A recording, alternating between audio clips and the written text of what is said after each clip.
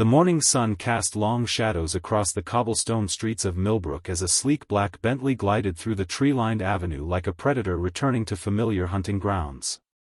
Behind the wheel sat Joshua Quinn, his steel-gray eyes fixed on the road ahead with the same intensity that had built his hospitality empire from nothing.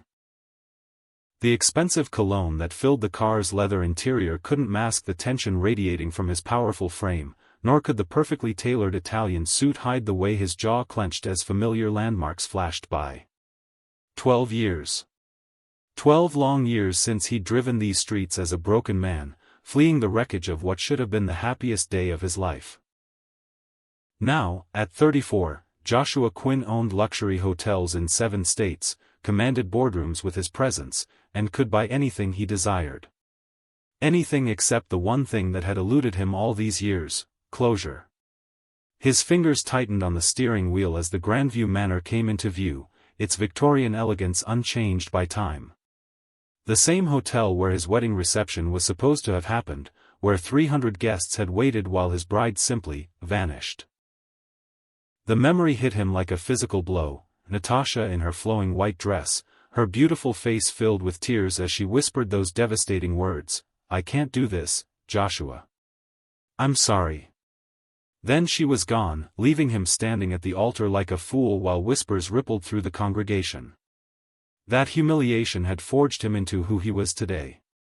Every successful deal, every conquered competitor, every luxury acquisition.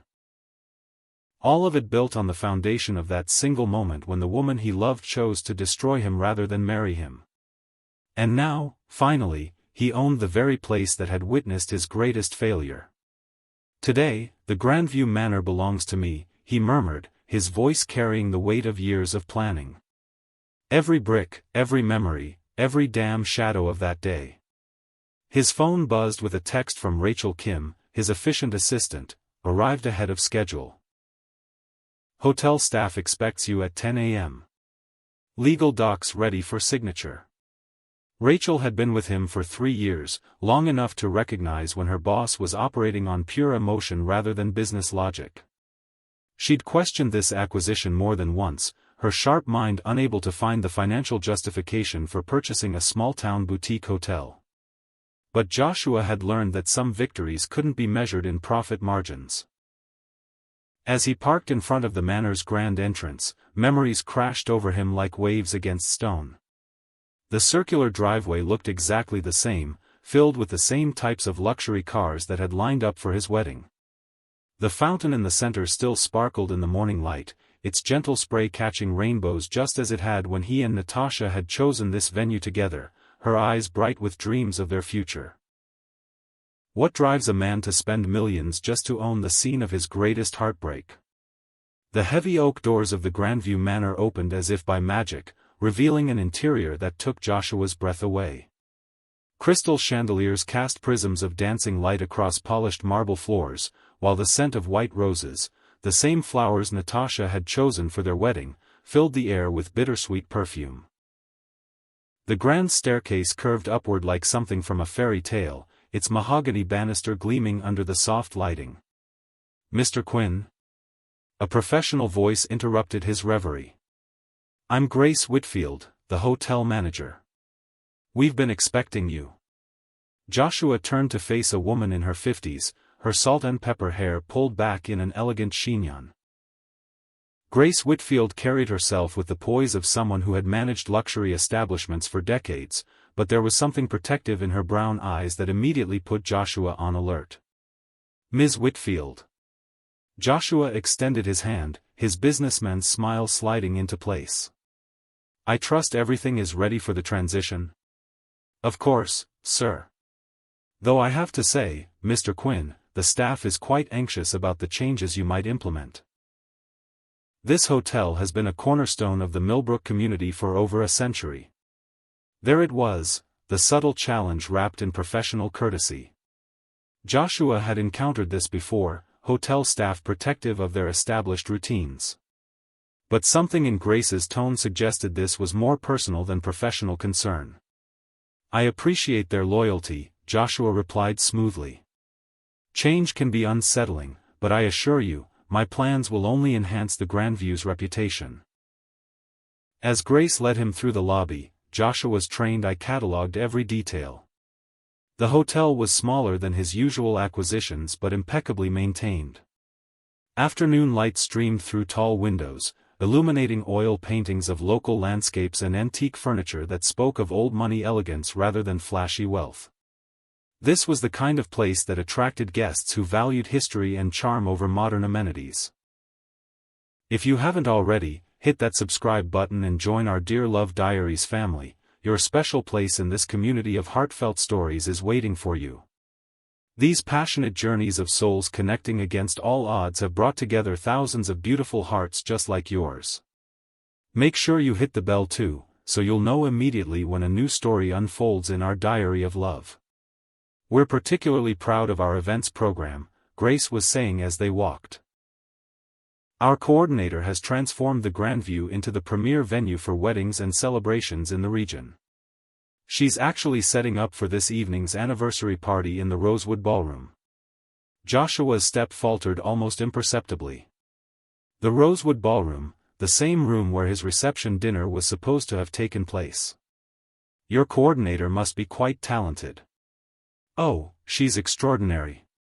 Natasha has an absolute gift for creating magical moments. She can take the simplest celebration and turn it into something guests remember for the rest of their lives. The name hit Joshua like a lightning bolt, stopping him dead in his tracks.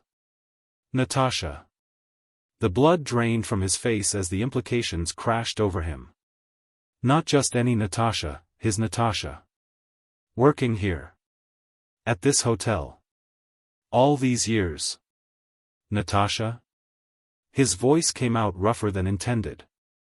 Grace's eyebrows rose slightly. Natasha Niles, our events coordinator. Do you know her? Before Joshua could formulate an answer, the sound of laughter drifted from somewhere deeper in the hotel. Rich, musical laughter that he would recognize anywhere, even after 12 years of trying to forget it. His heart began hammering against his ribs as that familiar sound transported him back to lazy summer afternoons when they were young and in love, when her laugh was the soundtrack to his happiness. Joshua cleared his throat, struggling to maintain his composure. Perhaps we could meet the entire staff? I'd like to understand the full scope of operations. Certainly. Natasha should be finishing up her preparations soon. She's been here since dawn, making sure every detail is perfect for tonight's celebration. As they continued through the hotel, Joshua felt as if he were walking through a dream, or a nightmare. Every corner held memories of his younger self, planning what should have been the perfect wedding weekend. The conservatory where they'd planned to serve cocktails still had the same wrought iron furniture. The garden terrace where they'd envisioned their first dance as husband and wife was visible through French doors, looking exactly as it had in their dreams. But underneath his shock ran something else, a current of electricity he hadn't felt in 12 years. She was here. After all this time, all his searching in those first desperate months, all his wondering where she'd gone and who she'd become, Natasha was here. In the very place where their story had ended, she'd built a new life. The irony wasn't lost on him. He'd come here for revenge, to own the scene of his humiliation and somehow reclaim his power over the memory. Instead, he was about to come face to face with the woman who had shaped every decision he'd made since that devastating day. Rachel Kim appeared at his elbow, her efficient presence a welcome anchor to reality. "Sir, the legal team is ready in the conference room whenever you are." "In a moment, Rachel." Joshua's voice was steady, but his assistant's sharp eyes caught the tension in his shoulders. "Is everything all right, Mr. Quinn?" Grace asked, noting his sudden pallor. "Fine," Joshua lied smoothly. "Just eager to see all aspects of the operation." As they approached the Rosewood Ballroom, the sound of activity grew louder. Staff members moved efficiently, their voices carrying the comfortable camaraderie of people who worked well together. Through the partially open doors, Joshua caught glimpses of elegant table settings and elaborate floral arrangements. White roses again, they seemed to follow him like ghosts. "Natasha's in her element today," Grace said with obvious affection. "The Hendersons are celebrating their 50th wedding anniversary, and she's created something truly spectacular for them. She has this philosophy that every celebration should feel like the most important day in the world." Joshua almost smiled at that, despite everything. It was so perfectly Natasha, the woman who had once spent 3 hours helping an elderly neighbor plan a simple birthday party, who believed that every moment of joy deserved to be honored. Some things, it seemed, never changed. "There she is now," Grace said, and Joshua's world tilted on its axis. 12 years dissolved in an instant as Natasha Niles emerged from the ballroom, her arms full of white roses and baby's breath. She was even more beautiful than he remembered, not the fresh-faced 22-year-old who had left him at the altar, but a woman who had grown into her elegance. Her dark skin glowed with health and purpose, and her natural hair was styled in a way that framed her face perfectly. She wore a simple navy dress that somehow managed to look both professional and effortlessly stylish, moving with the same grace that had first captivated him when they were teenagers. But it was her eyes that undid him completely. Those same warm brown eyes that had once looked at him with such love, that had sparkled with laughter at his terrible jokes, that had filled with tears as she'd whispered her goodbye. Now they were focused on her work, her expression serene and confident as she directed staff members with quiet efficiency. She hadn't seen him yet, and Joshua found himself frozen, drinking in the sight of her like a man dying of thirst. This was his Natasha, but also a stranger. A woman who had built a life without him, who had found her place in the world while he'd spent 12 years trying to fill the Natasha-shaped hole in his chest with success and ambition. "Natasha, dear," Grace called out. "I'd like you to meet our new owner, Joshua Quinn." Time seemed to slow as Natasha looked up, her smile bright and welcoming as she turned toward them. Joshua watched her expression change in real time as recognition dawned. The smile faltering, color draining from her cheeks, the flowers slipping from suddenly nerveless fingers to scatter across the polished floor like fallen tears. "Joshua?" Her voice was barely a whisper, but he heard years of pain and surprise and something else, something that made his pulse race despite everything.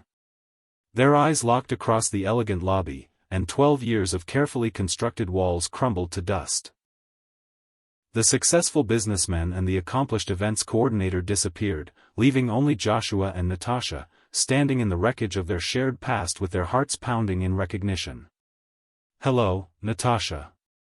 His voice was rougher than he intended, betraying emotions he thought he'd buried long ago. The silence stretched between them like a taut wire, heavy with memory and unfinished business.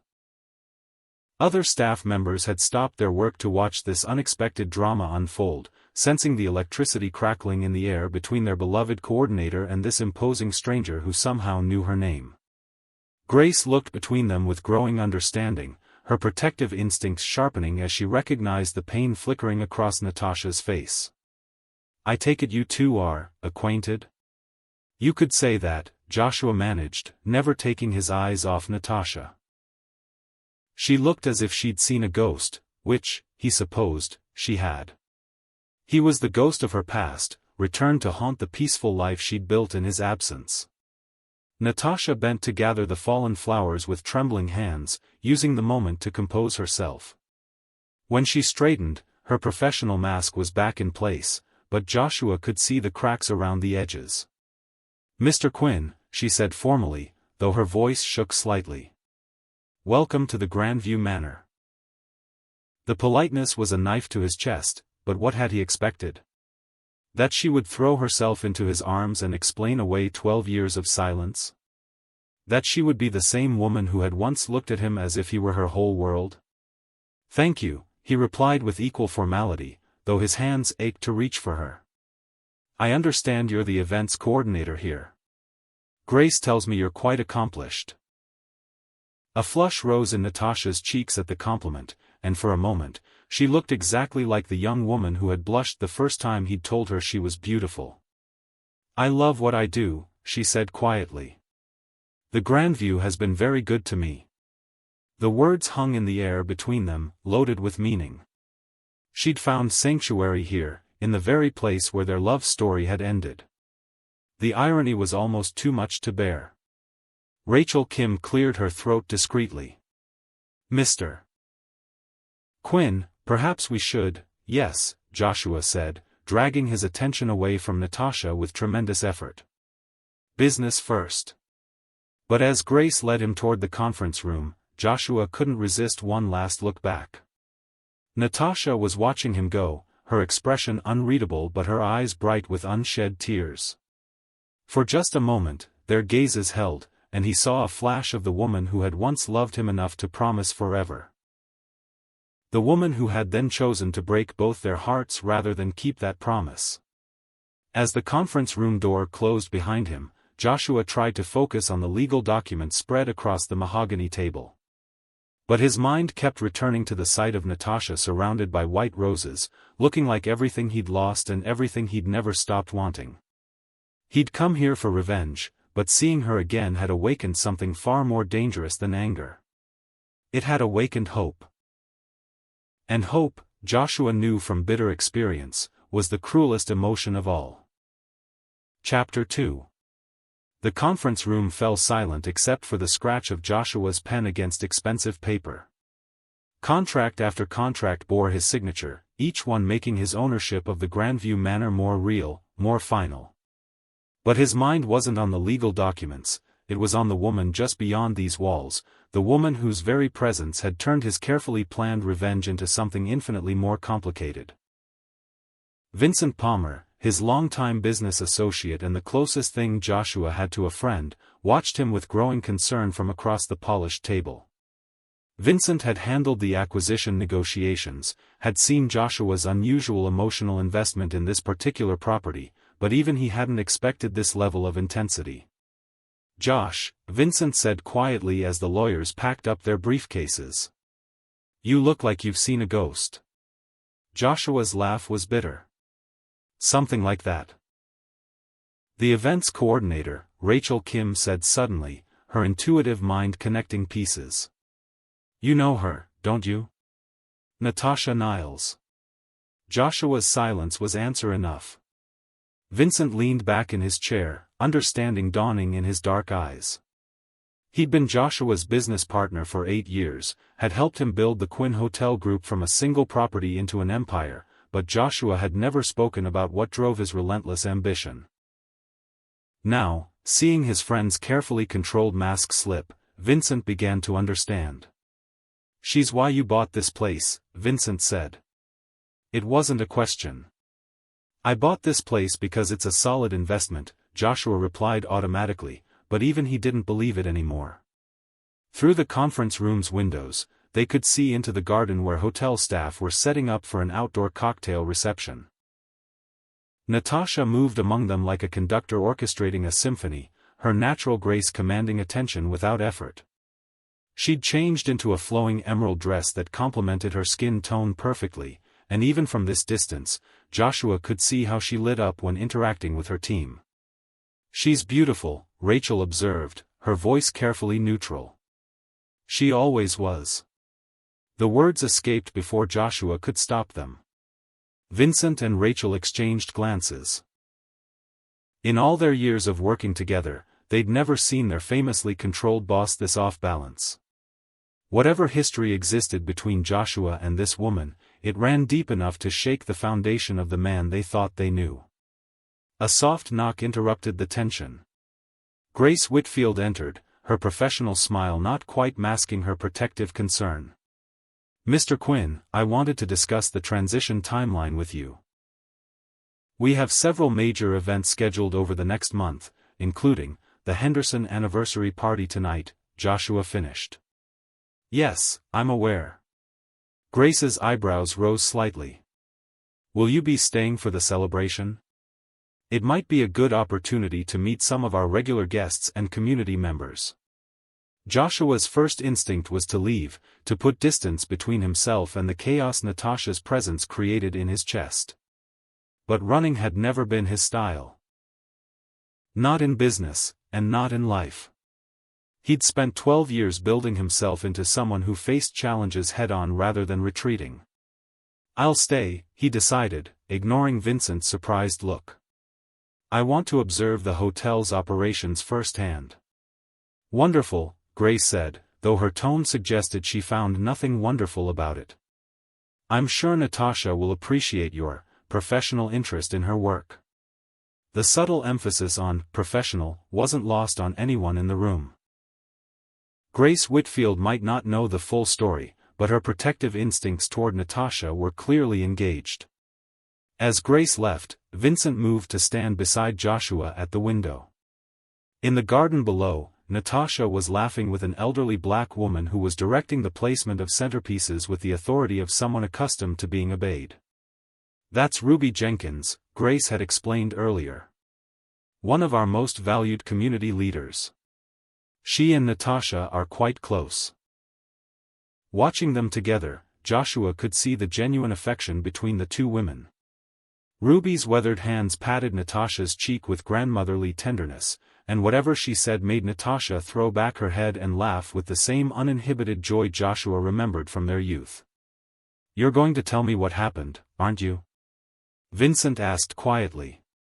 "Because watching you stare at her like she's both salvation and damnation is making me nervous."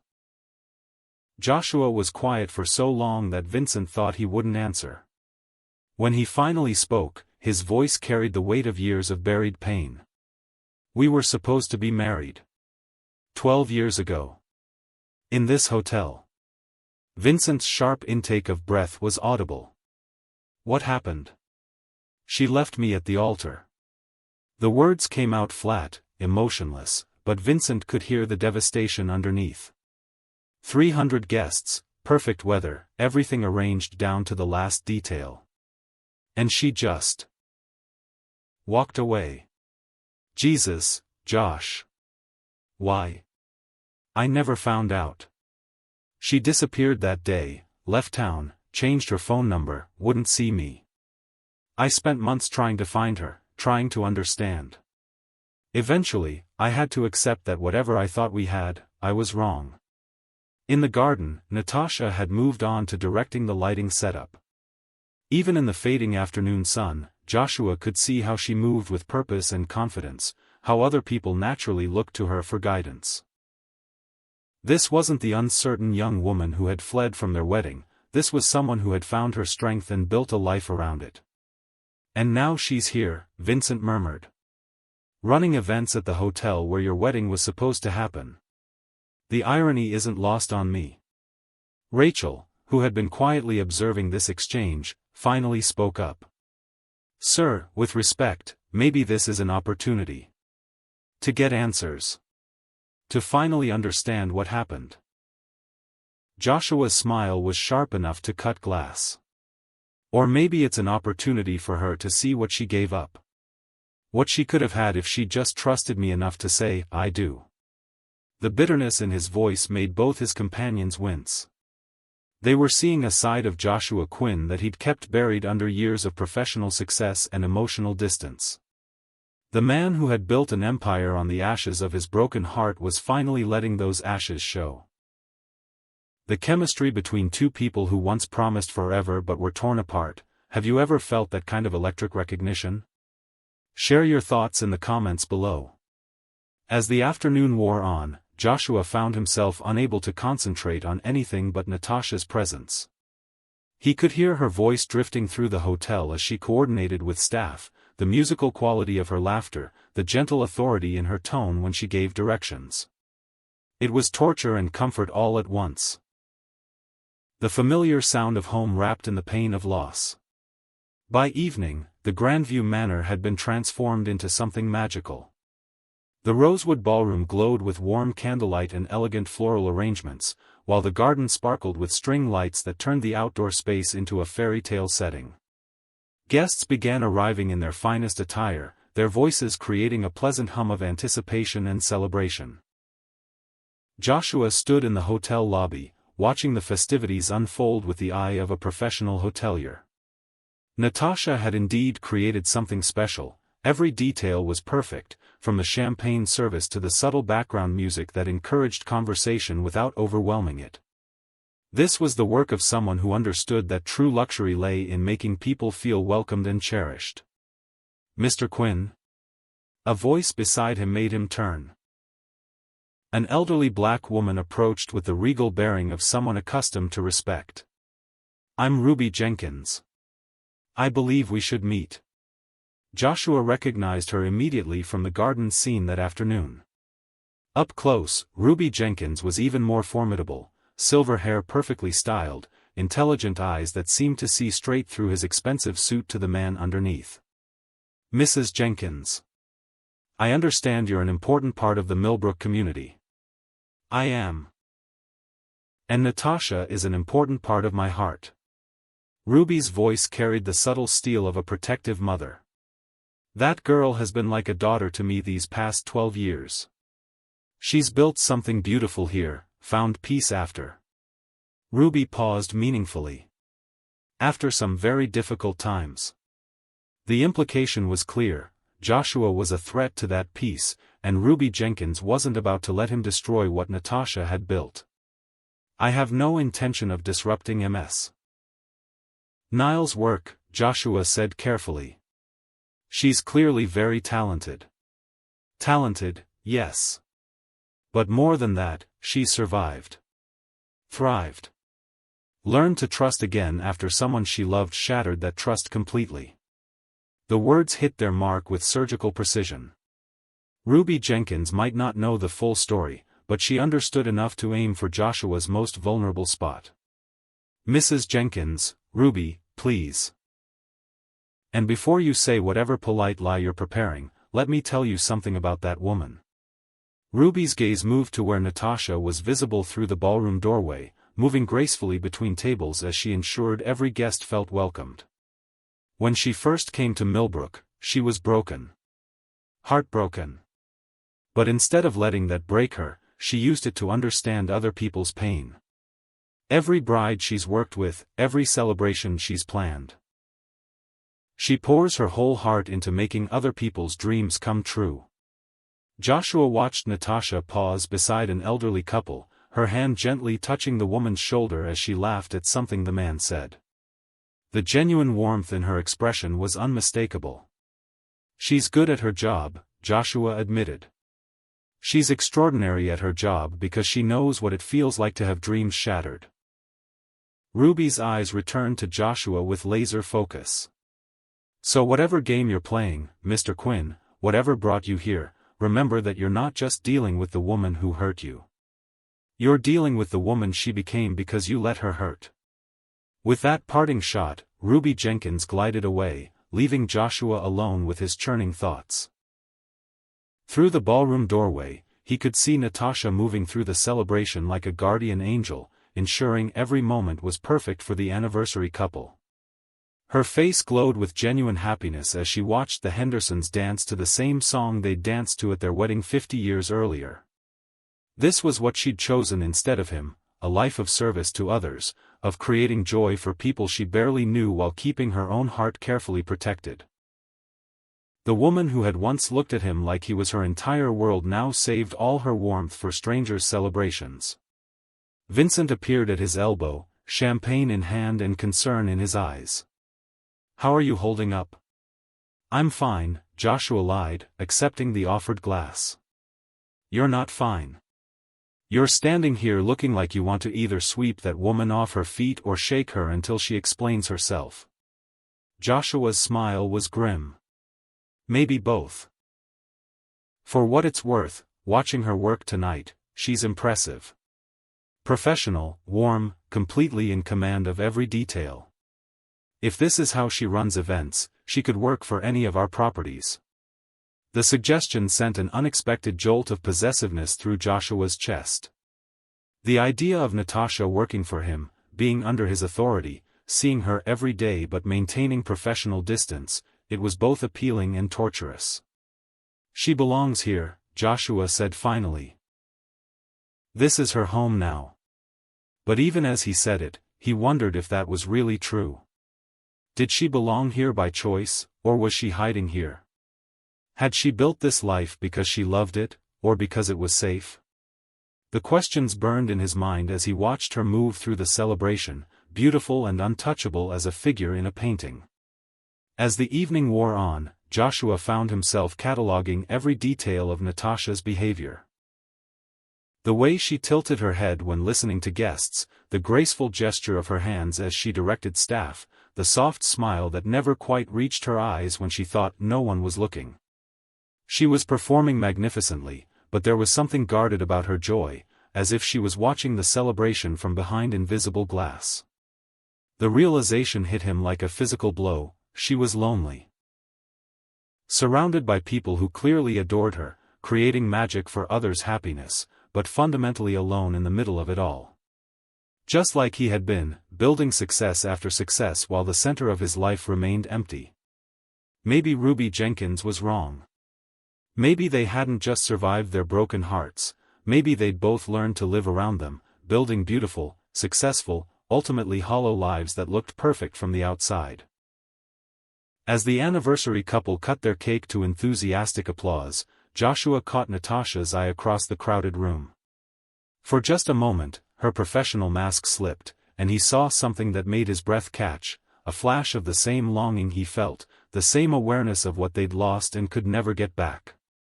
Then someone called her name, and the moment shattered. Natasha turned away, her smile sliding back into place as she attended to her duties. But Joshua had seen enough to know that whatever peace she'd found in Milbrook, it came at a price. The question was, after 12 years of silence, was either of them brave enough to pay the cost of the truth? Chapter 3.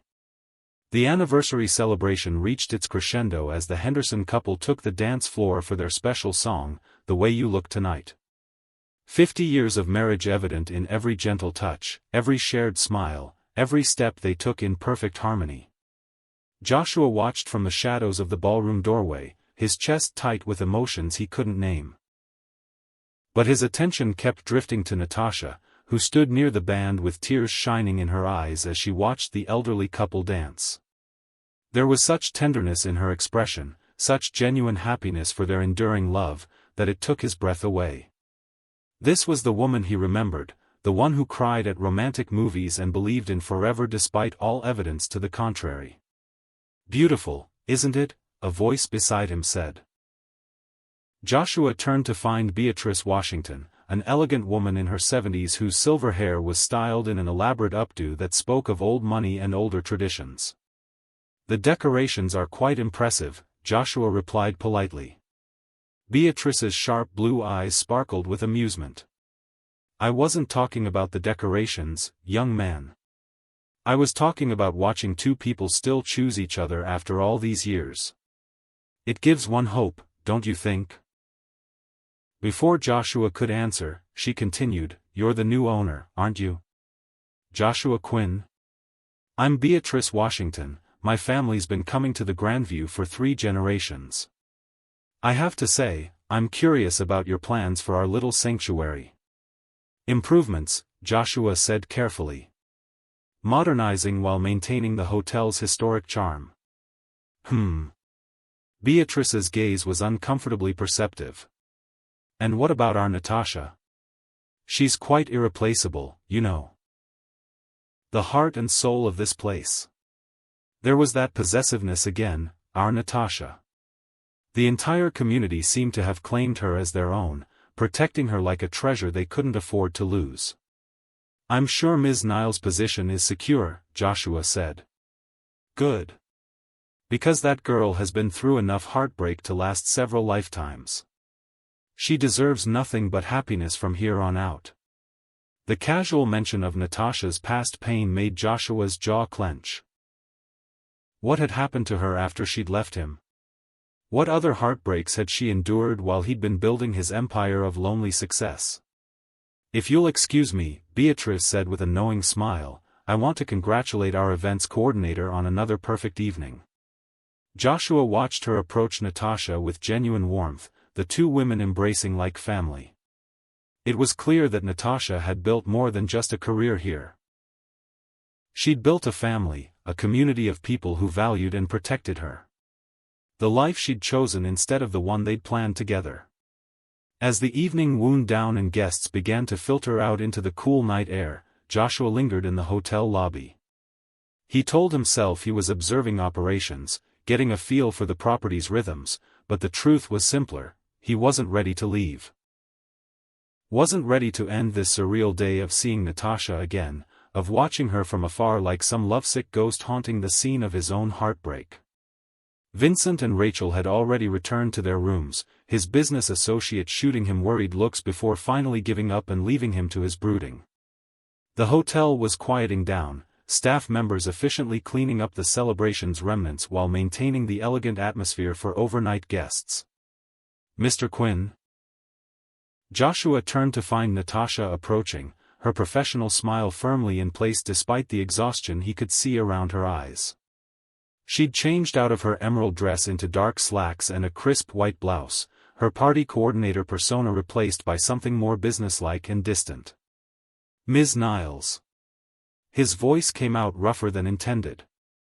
"I wanted to ensure you were satisfied with tonight's event. I know it's important that our new owner understand the level of service we provide." The formality was killing him. She spoke to him like a stranger, like someone she'd just met instead of the man who'd once known every secret dream in her heart. "It was flawless," he said honestly. The Hendersons looked genuinely happy. A ghost of a real smile crossed her face. "They are 50 years together, and he still brings her coffee in bed every morning.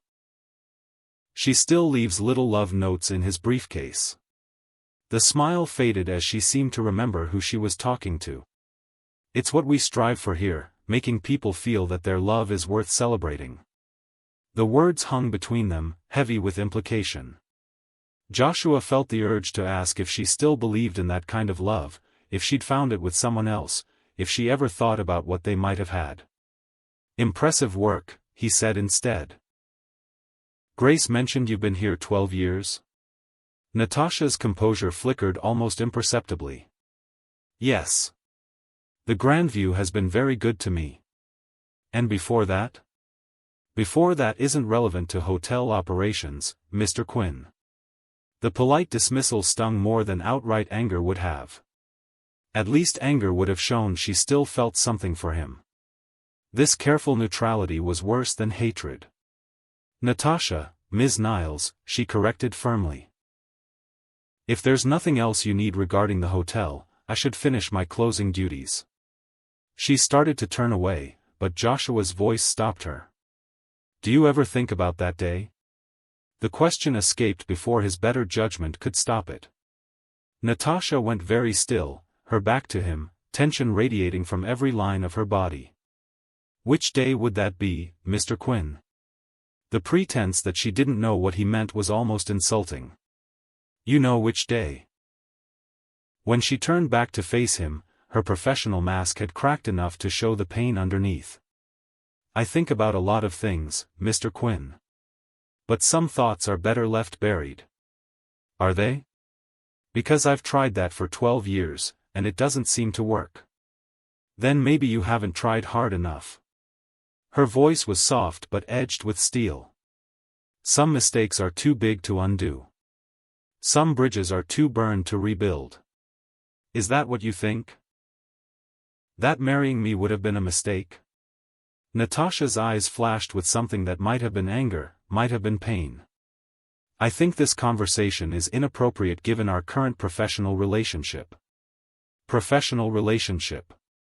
Joshua's laugh was bitter. "Is that what we're calling this?" "It's what it is. You're the new owner of the hotel where I work. Nothing more, nothing less." But even as she said it, her hands were trembling slightly, betraying the emotion she was trying so hard to suppress. Joshua found himself taking a step closer, drawn by the magnetic pull that had always existed between them. "Natasha, please. I spent years wondering why. Years thinking I must have done something, said something, you didn't." The words burst out of her like a dam breaking. "You didn't do anything wrong, Joshua. You were perfect. That was the problem." Before he could ask what she meant, Natasha shook her head and took a deliberate step backward, rebuilding the wall between them brick by brick. "I'm sorry, Mr. Quinn. This isn't appropriate. If you'll excuse me, I have work to finish." This time when she walked away, Joshua didn't try to stop her. But her words echoed in his mind long after she disappeared into the depths of the hotel. "You were perfect." That was the problem. What did that mean? How could being perfect be a problem? How could loving someone completely, wanting to give them everything, be the thing that drove them away? Joshua found himself walking through the hotel's corridors, past darkened function rooms and quiet seating areas, his footsteps echoing on marble floors. Without conscious direction, he ended up in the conservatory where he and Natasha had once planned to serve cocktails during their wedding weekend. The wrought iron furniture was the same, the plants different but equally lush, the French doors still opening onto the garden terrace. He could almost see them there, 22 years old and drunk on love, making plans for their perfect day. Natasha had worn a sundress the color of sunshine, her hair loose around her shoulders as she'd spun through the space, arms outstretched, laughing as she'd declared it absolutely magical. "The guests will love this view," she'd said, spinning into his arms. "We can have string quartet music drifting out from inside, and fairy lights in all the trees." He'd kissed her then, right there among the garden furniture, tasting the sweetness of her dreams and the promise of their future. She'd melted against him the way she always did, as if she'd been made to fit perfectly in his arms. "I love you," she'd whispered against his lips. "Forever?" He'd asked, the question that had become their private ritual. "Forever and always," she'd promised. Forever had lasted exactly 6 more weeks. Joshua sank into one of the wrought iron chairs, the weight of memory and present reality crushing down on him. Seeing Natasha again had awakened every buried emotion, every question he'd never had answered. She was so close he could have reached out and touched her, but she might as well have been on another planet for all the distance she'd put between them. The sound of approaching footsteps made him look up. Vincent Palmer appeared in the conservatory doorway, his tie loosened and his usually perfect hair slightly mussed from the evening's events. "Found you," Vincent said, settling into the chair across from Joshua. "Rachel was worried when you didn't come up to your room." "Just thinking about her." It wasn't a question. Vincent had seen enough of Joshua's behavior that evening to understand exactly what was consuming his friend's thoughts. "She said I was perfect," Joshua said suddenly. "That was the problem, I was perfect." Vincent was quiet for a long moment, considering. "You know, in all the years I've known you, you've never talked about why you became so driven.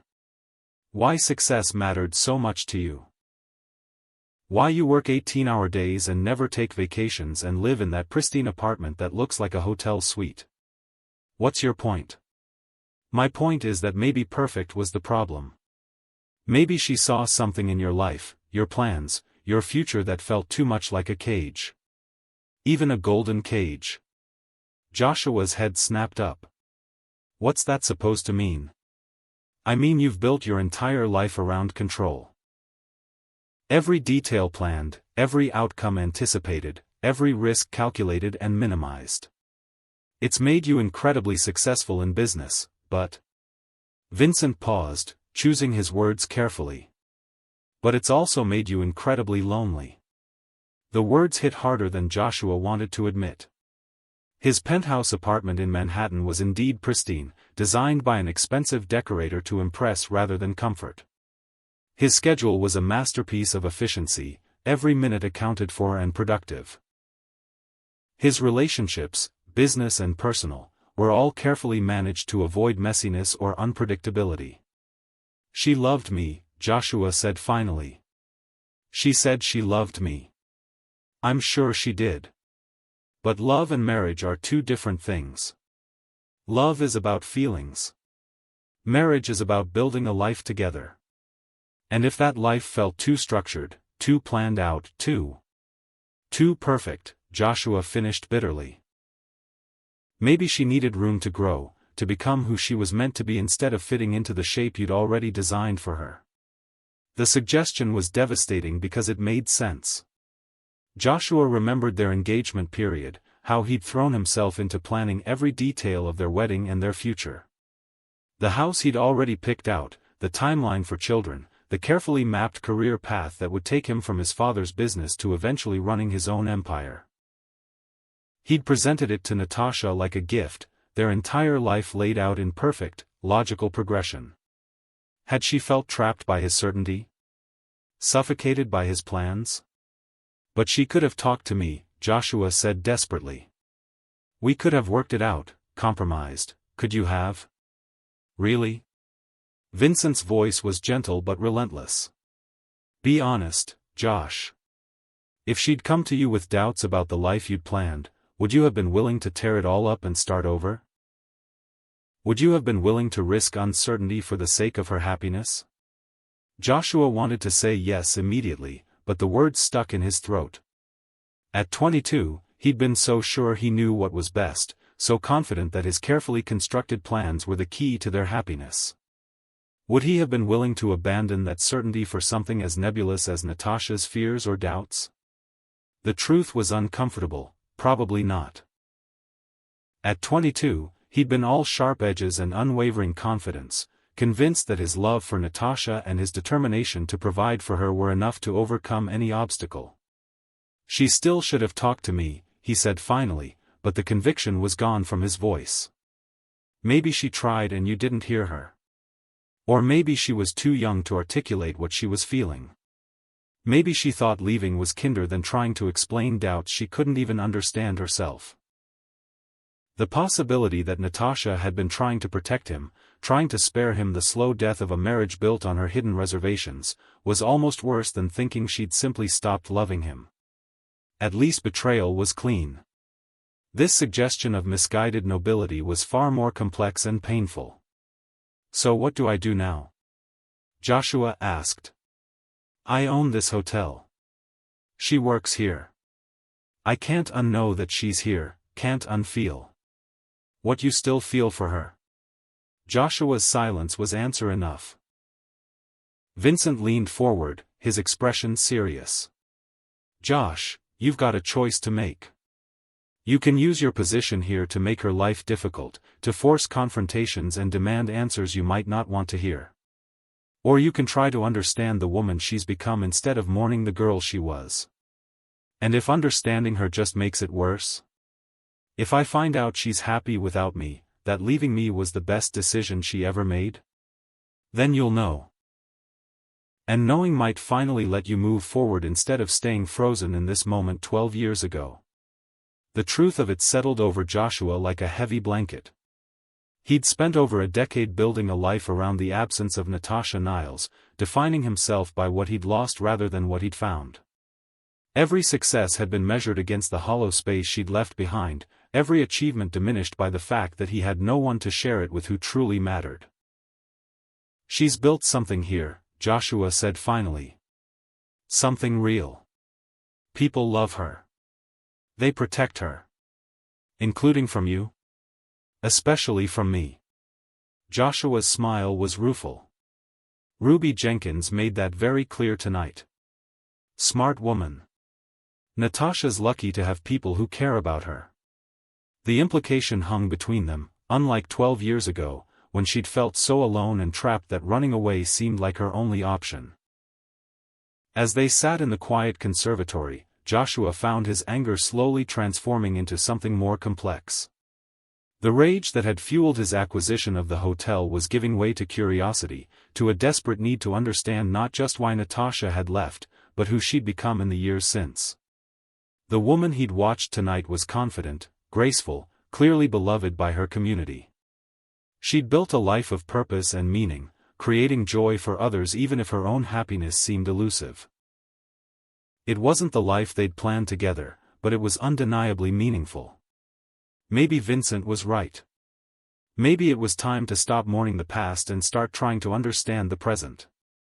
Maybe it was time to see Natasha Niles as she was now, not as the ghost of the girl who'd left him at the altar.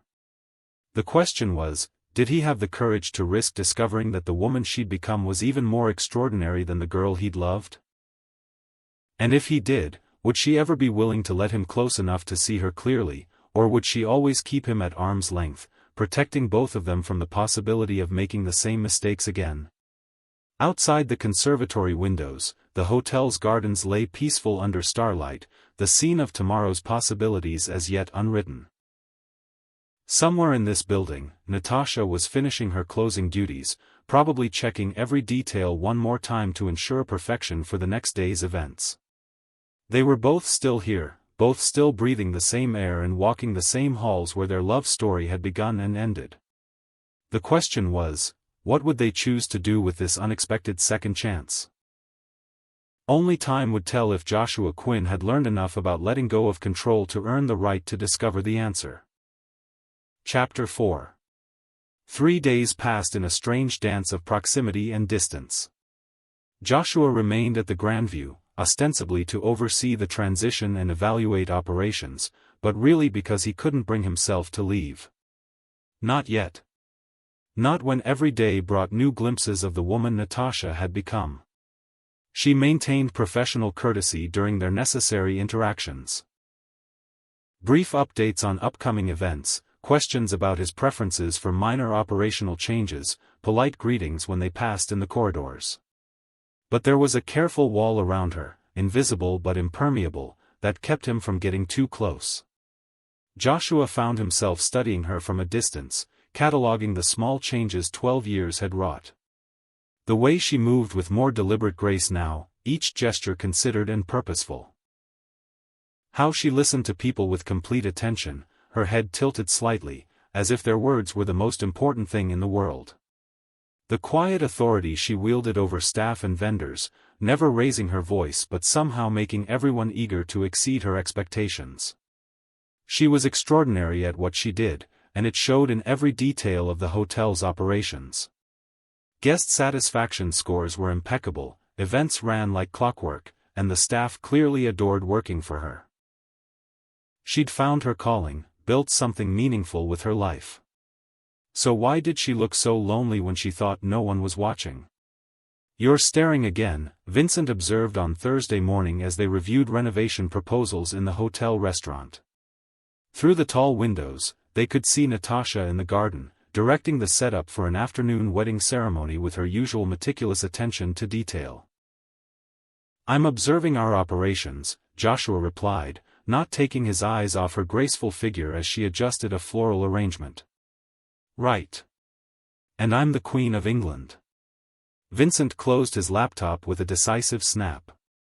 "Josh, this is ridiculous. You're torturing yourself." "I'm gathering information." "You're pining." "There's a difference." Before Joshua could respond, Rachel Kim appeared at their table, her efficient smile not quite masking her concern. She'd been watching her boss's increasingly obsessive behavior with growing alarm, and Joshua could see she was preparing for some kind of intervention. "Mr. Quinn, I've received several calls from the Manhattan office. The Westchester project needs your attention, and the board meeting for the Charleston acquisition has been moved up to next week."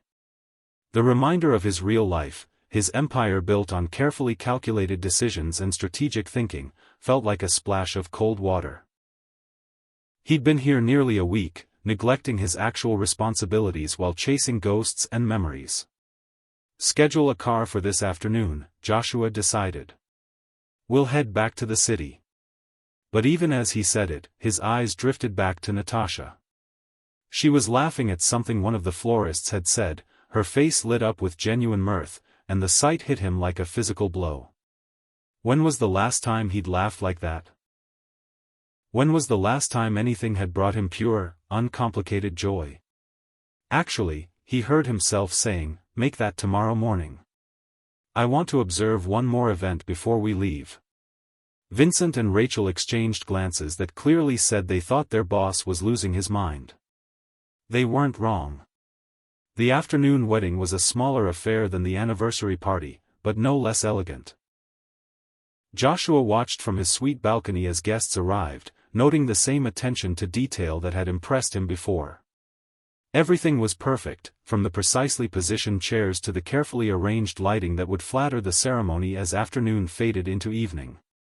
Natasha moved through the setup like a conductor orchestrating a symphony, her team responding to her subtle signals with practiced efficiency. She'd changed into a flowing blue dress that complemented the wedding's color scheme, her hair swept up in an elegant style that showcased the graceful line of her neck. God, she was beautiful. More beautiful than she'd been at 22, her features refined by maturity and experience. The girl he'd fallen in love with had been lovely, the woman she'd become was breathtaking. As the ceremony began, Joshua found himself unable to look away. The bride and groom were young, probably around the age he and Natasha had been when they'd planned their own wedding. Their faces glowed with the same confident joy, the same certainty that their love could overcome anything. Had he and Natasha looked like that to outside observers?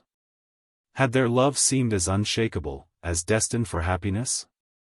He noticed Natasha standing at the edge of the gathering, her professional smile in place as she monitored the proceedings.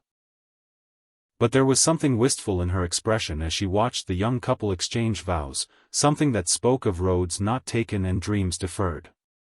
"Do you, Michael, take Jennifer to be your lawfully wedded wife, to have and to hold, in sickness and in health, for richer or poorer, for better or worse, as long as you both shall live?" "I do." The words echoed across the garden, and Joshua saw Natasha's hands clench briefly at her sides. Just for a moment, her professional composure cracked, and he saw the woman underneath, still vulnerable, still affected by the promises she'd once been too afraid to make. "Do you, Jennifer, take Michael to be your lawfully wedded husband, to have and to hold, in sickness and in health, for richer or poorer, for better or worse, as long as you both shall live?" "I do." The bride's voice rang out clear and certain, full of joy and commitment. Joshua watched Natasha's face as she listened, saw the ghost of pain that flickered across her features before she buried it again under professional focus. She was hurting. After 12 years, watching other people make the promises she'd been unable to make still caused her pain. Whatever peace she'd found in Milbrook, it hadn't entirely healed the wounds of their past. The realization should have given Joshua satisfaction. Proof that leaving him had cost her something, that she hadn't simply walked away unscathed. Instead, it filled him with an unexpected protectiveness. He didn't want Natasha to hurt, even if that hurt was connected to him. As the ceremony concluded and guests moved toward the cocktail reception, Joshua made an impulsive decision. He left his suite and made his way down to the garden, weaving through the celebrating crowd until he found Natasha conferring with the catering manager near the bar setup. "Ms. Niles," he said formally. "Beautiful ceremony." She looked up, startled to see him among the guests. "Mr. Quinn. I didn't realize you were attending. Just observing operations. You've created something very special here." The compliment brought a flush of color to her cheeks, and for a moment, she looked exactly like the young woman who used to blush when he told her she was beautiful. "Thank you. The Pattersons were wonderful to work with, they had a clear vision of what they wanted. Unlike some couples, I imagine." Natasha's smile was genuine for the first time since he'd arrived. "You'd be surprised how many people think they know what they want until they start making actual decisions. Suddenly the flowers are wrong, the music doesn't feel right, the venue seems too big or too small. Cold feet? Sometimes. Other times it's just the reality of turning a dream into actual logistics. Dreams are perfect. Reality requires compromises." The words carried layers of meaning, and Joshua felt his pulse quicken. Was she talking about wedding planning, or about something else entirely? "Is that what happened to us?" he asked quietly, the question escaping before his better judgment could stop it. Did reality not match the dream? Natasha's expression shuddered immediately. "Mr. Quinn, Joshua. My name is Joshua, Natasha. You used to know that. That was a long time ago." "Not that long." Not long enough for you to forget everything.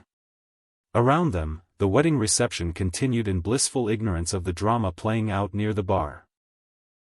Guests laughed and mingled, the new couple beamed at each other across the crowd, and life went on exactly as it was supposed to. But Joshua felt as if he and Natasha were caught in a bubble outside of time, finally close enough to have the conversation they should have had 12 years ago. "What do you want from me?" Natasha asked finally, her voice so soft he had to lean closer to hear her. The question hung between them, loaded with 12 years of pain and confusion and longing. What did he want? Revenge? Answers? Closure? Or something else entirely, something he was afraid to name even to himself? "I want to understand," he said finally. "I want to know why the woman who said she loved me forever chose to walk away instead of fighting for us." Natasha's eyes filled with tears she refused to let fall. "Some fights can't be won, Joshua. Some situations don't have happy endings no matter how much you want them to." "What situation? What were you fighting that was so impossible you couldn't even try to include me?" For a moment, he thought she might actually answer.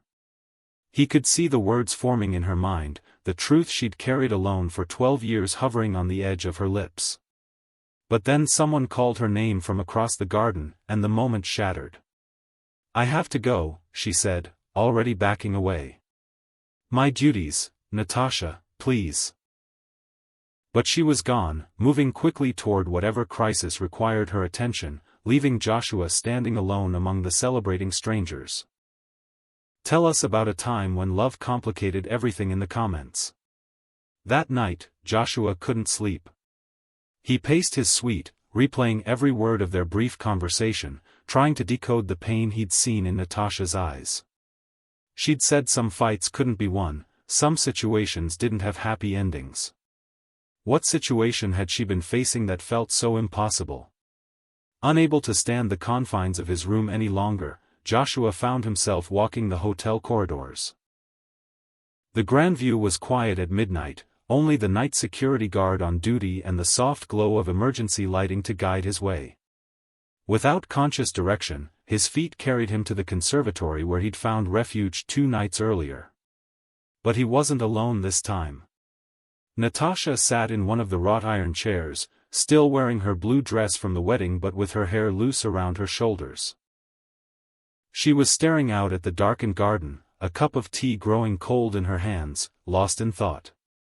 She looked up as he entered, her expression neither welcoming nor hostile, just tired. Bone-deep weary in a way that had nothing to do with the long day of wedding coordination. "Can't sleep either?" he asked softly. "Weddings always make me restless," she admitted. "All that hope and certainty. All those promises people make when they're sure love is enough." Joshua settled into the chair across from her, the same spot Vincent had occupied 2 nights earlier. "You don't believe love is enough?" Natasha's smile was sad and knowing. "I believe love is necessary.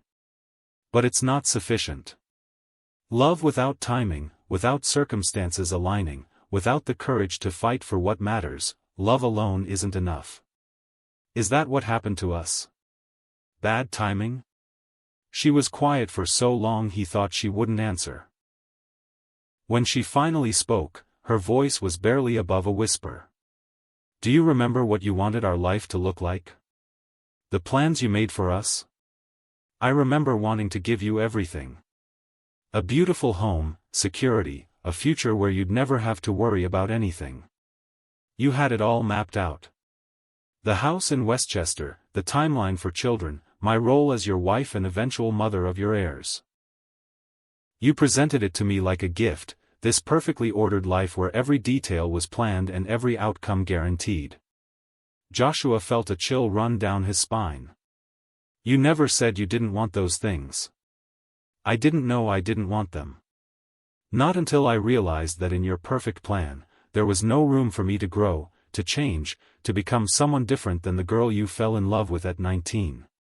The accusation hit him like a physical blow. "That's not true. I wanted you to be happy, you wanted me to be happy within the boundaries you'd set. You wanted me to fit into the life you'd designed. Natasha's eyes met his, and he saw years of pain and regret swimming in their depths. I was 22, Joshua. I didn't even know who I was yet, but you already knew exactly who I should be. The truth of it was devastating because it made perfect sense. At 22, he'd been so confident, so certain that his love and determination were enough to build a perfect life. He'd never considered that Natasha might want to participate in designing that life rather than simply stepping into the role he'd created for her. You could have told me, he said desperately. We could have changed the plans, could we have? Really? Her question echoed Vincent's words from 2 nights earlier. Be honest, Joshua. If I'd come to you with doubts about the life you'd planned for us, would you have been willing to start over? To build something together instead of just including me in your vision? Joshua wanted to say yes immediately, but the words stuck in his throat. At 22, he'd been so sure he knew what was best for both of them. Would he have been willing to abandon that certainty for something as uncertain as Natasha's dreams and aspirations? I loved you, he said finally, the words coming out broken. I know. And I loved you. But love isn't always enough to bridge the gap between who people are and who we need them to be. They sat in silence, the weight of 12 years of misunderstanding settling between them like fog. Outside, the garden lay peaceful under moonlight, unaware of the human drama playing out in the conservatory where 2 young people had once planned their perfect future. So you ran, Joshua said finally. Instead of fighting for us, instead of trying to find a compromise, you just left. I was 22 and terrified and convinced that trying to make you understand would only hurt us both more. I thought. Natasha's voice broke slightly. I thought if I left clean, with no explanation, you'd eventually hate me enough to move on. To find someone who could be what you needed without having to change who they were. The devastating irony of her logic hit Joshua like a tsunami. She'd tried to save him from a life of compromise by destroying both their hearts instead. She'd chosen the clean amputation of abandonment over the messy work of growing together. Instead, I spent 12 years wondering what I'd done wrong, Joshua said quietly. 12 years thinking I'd somehow failed you. You didn't fail me. I failed us both. I was too young and too scared to fight for what we had. I took the coward's way out. The admission hung between them, raw and honest in a way that made Joshua's chest ache. This was what he'd needed to hear for 12 years, not that she'd stopped loving him, but that she'd loved him enough to try to protect him from her own fears. And now, he asked. Are you still too scared to fight? Natasha looked at him with eyes that held all the wisdom 12 years of living had taught her. Now I'm scared of different things. I'm scared of reopening wounds that have finally healed. I'm scared of disrupting the life I've built here. I'm scared of discovering that we're still the same people who couldn't make it work the first time. And I'm scared that we're not, Joshua admitted. I'm scared that the woman you've become is even more extraordinary than the girl I lost, and that knowing that will make it impossible to let you go again. The honesty of the confession hung between them like a bridge neither was quite ready to cross. They'd both changed, both grown, both built lives around the absence of what they'd once shared. The question was whether those new selves could find a way to coexist, or whether they were destined to remain forever separated by the choices they'd made when they were too young to understand the consequences. Outside the conservatory windows, dawn was still hours away, but Joshua felt as if they were standing at the edge of something that could either be a new beginning or a final ending. The choice, he realized, wasn't his alone to make. For the first time in 12 years, the next move belonged to Natasha. Chapter 5. The silence stretched between them in the moonlit conservatory, heavy with possibility and fear. Joshua could see Natasha processing his words, her expressive face cycling through emotions he couldn't quite read. For a moment, he thought she might reach across the space between them, might bridge the gap that had existed for 12 years. Instead, she stood abruptly, setting down her cold tea with hands that trembled slightly. "I should go," she said. "It's late, and I have an early meeting with the florists tomorrow." The retreat back to professional concerns felt like a door closing, and Joshua's heart sank. But he'd learned patience in his years of building an empire, learned when to push and when to wait for the right moment. "Of course," he said, rising as well. "Thank you for helping me understand." Natasha paused at the conservatory entrance, her back to him. "Joshua?" "Yes?" "The girl who left you at the altar." She was broken and scared and making the worst decision of her life. "But the woman I am now, she's not sure she's brave enough to risk that kind of pain again." With that devastating admission, she was gone, leaving Joshua alone with the echoes of honesty and the faint scent of jasmine from the night garden. The next morning brought unseasonably warm weather and the controlled chaos of preparing for a corporate retreat weekend. Joshua found himself observing Natasha's team transform the hotel's conference facilities with the same meticulous attention to detail she brought to weddings and celebrations. She moved through the setup with quiet authority, her interactions with staff warm but professional, her focus absolute. But he caught her watching him when she thought he wasn't looking, her expression unguarded enough to show the conflict warring in her eyes. Whatever battle she was fighting with herself, it wasn't over yet. "Mr. Quinn?" Grace Whitfield appeared at his elbow as he stood in the lobby observing the preparations. "I wondered if I might have a word." Joshua followed the hotel manager to her office, a comfortable space that managed to be both professional and homey. Pictures of successful events lined the walls, and Joshua recognized Natasha's work in many of them. The attention to detail, the elegant arrangements, the genuine joy on guests' faces. "I'll be direct, Mr. Quinn," Grace said once she'd closed the door. "I've been watching you and Natasha dance around each other for nearly a week, and I'm concerned." "Concerned about what, specifically?" Grace's smile was sharp.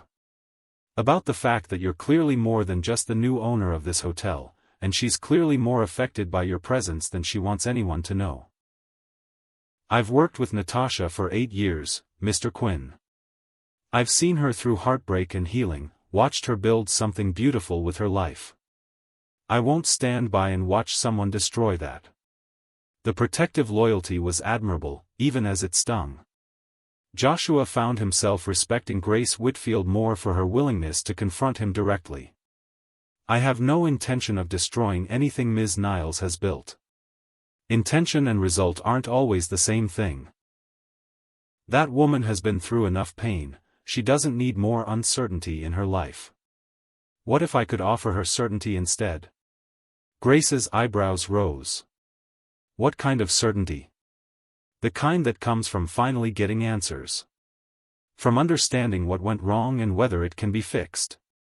And if it can't be fixed? If reopening old wounds only makes them worse?" Joshua was quiet for a long moment, considering. "Then at least we'll know. Both of us will be free to move forward instead of staying trapped in the past." "Trapped in the past," Grace repeated thoughtfully. "Is that how you see Natasha? Trapped?" The question caught Joshua off guard. Did he see Natasha as trapped? She seemed to love her work, was clearly valued by the community, had built relationships that enriched her life. But there was that loneliness he'd glimpsed, that wistful expression when she watched other people's happiness. "I think we're both trapped," he admitted finally. "By questions that were never answered, by a story that never had a proper ending." Grace studied him with shrewd eyes. "And you think bringing all that pain to the surface will somehow set you both free?" "I think pretending it doesn't exist hasn't worked for either of us." Before Grace could respond, a knock interrupted their conversation. Rachel Kim peered around the door, her expression apologetic but determined. "Mr. Quinn, I'm sorry to interrupt, but we really need to discuss your schedule.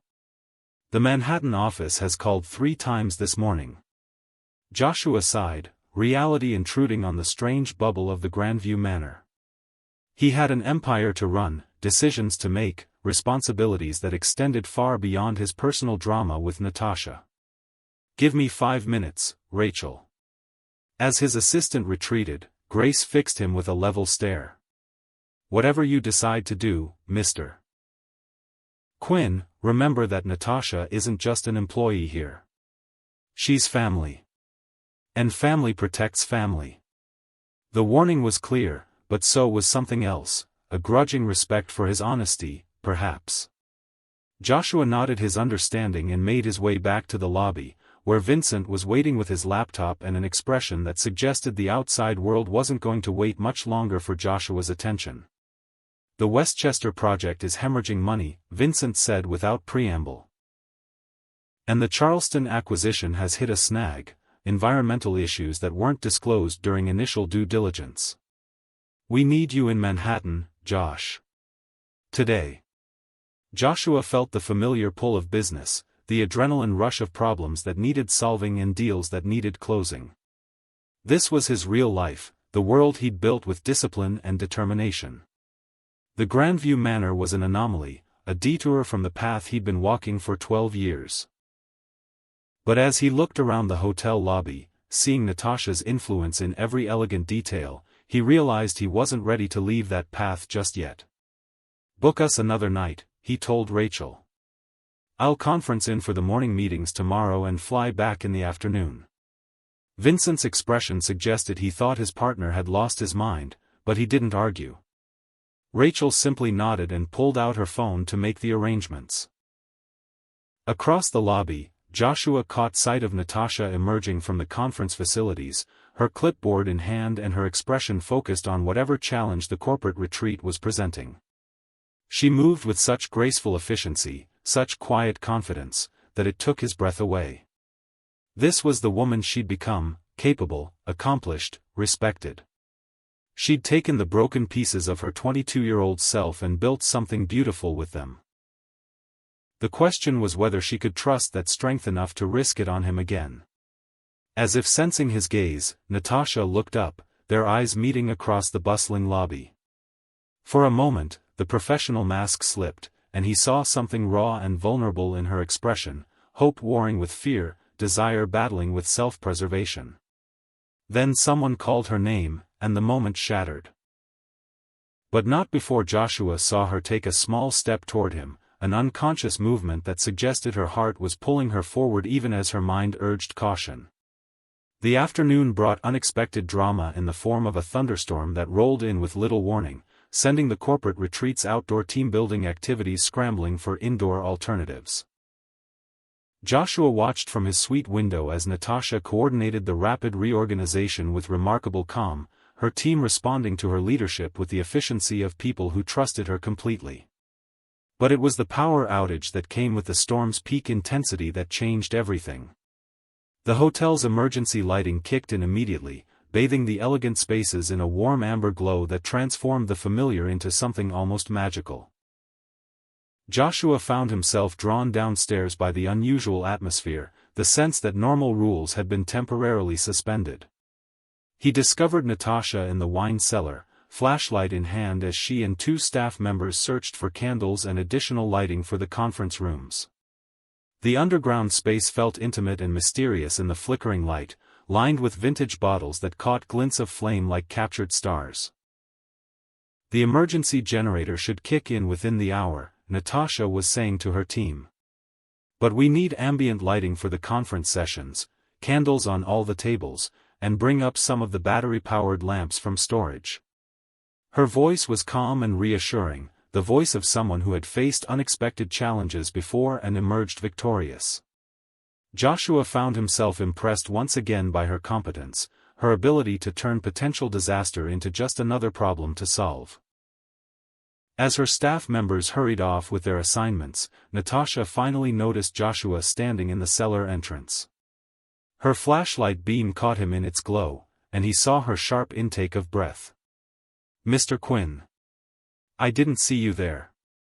I was curious about the backup procedures," he said, stepping further into the candlelit space. "Impressive response time. Thank you." We've had practice with weather-related outages. Natasha's professional tone couldn't quite hide the slight breathlessness in her voice. Being alone with him in the intimate space was clearly affecting her as much as it was him. Joshua moved deeper into the cellar, his eyes adjusting to the warm candlelight that made everything soft and dreamlike. "This is beautiful," he said, gesturing to the rows of wine bottles and the exposed brick walls. "Very atmospheric." "It's one of the original parts of the hotel," Natasha said, her voice softer now. "Built in 1887. Some of these wines have been here for decades." They stood in the flickering light, surrounded by the weight of history and the scent of aged wood and old wine. The storm rumbled overhead, muffled by the stone foundation but still present enough to create a sense of being sheltered together in their own private world. "Do you remember," Joshua said quietly, "when we snuck into my father's wine cellar? We must have been 17. Natasha's eyes widened slightly at the memory. "You wanted to impress me with his vintage port. Instead, I knocked over that bottle of 1962 Bordeaux. And we spent 2 hours cleaning up the mess and trying to hide the evidence." Despite herself, Natasha smiled at the memory. "Your father never did figure out what happened to that bottle. He blamed the housekeeper. I felt guilty about that for months." "You should have." Poor Mrs. Chen got a lecture about being more careful around the wine collection. They were both smiling now, the memory bridging 12 years of silence with surprising ease. In the candlelit cellar, surrounded by the same type of vintage bottles that had witnessed their teenage romance, it was easy to forget the pain and remember only the joy. "We were so young," Natasha said softly. "Young and stupid and so sure we knew everything. Especially you." But there was no bite to the words, just fondness tinged with sadness. "You were so confident about everything. So certain that love could overcome any obstacle. Wasn't it supposed to?" Natasha's smile faded as reality intruded on the spell of memory. "Love is a beautiful thing, Joshua. But it's not magic. It can't fix fundamental incompatibilities or overcome circumstances that are bigger than two people's feelings." "What circumstances?" The question burst out of him with more intensity than he'd intended. "You keep talking about situations and circumstances, but you never tell me what they actually were. What was so impossible that it couldn't even be discussed?" Natasha was quiet for so long he thought she wouldn't answer. The candlelight flickered across her face, highlighting the internal struggle playing out in her expression. When she finally spoke, her voice was barely above a whisper. "Your father came to see me 3 days before the wedding." Joshua felt the blood drain from his face. "What?" "He came to my apartment. Said he needed to discuss some concerns about the marriage." The world tilted around Joshua as the implications crashed over him. His father, Richard Quinn, had always been controlling, always convinced he knew what was best for everyone around him. But Joshua had never imagined he would interfere so directly, so devastatingly.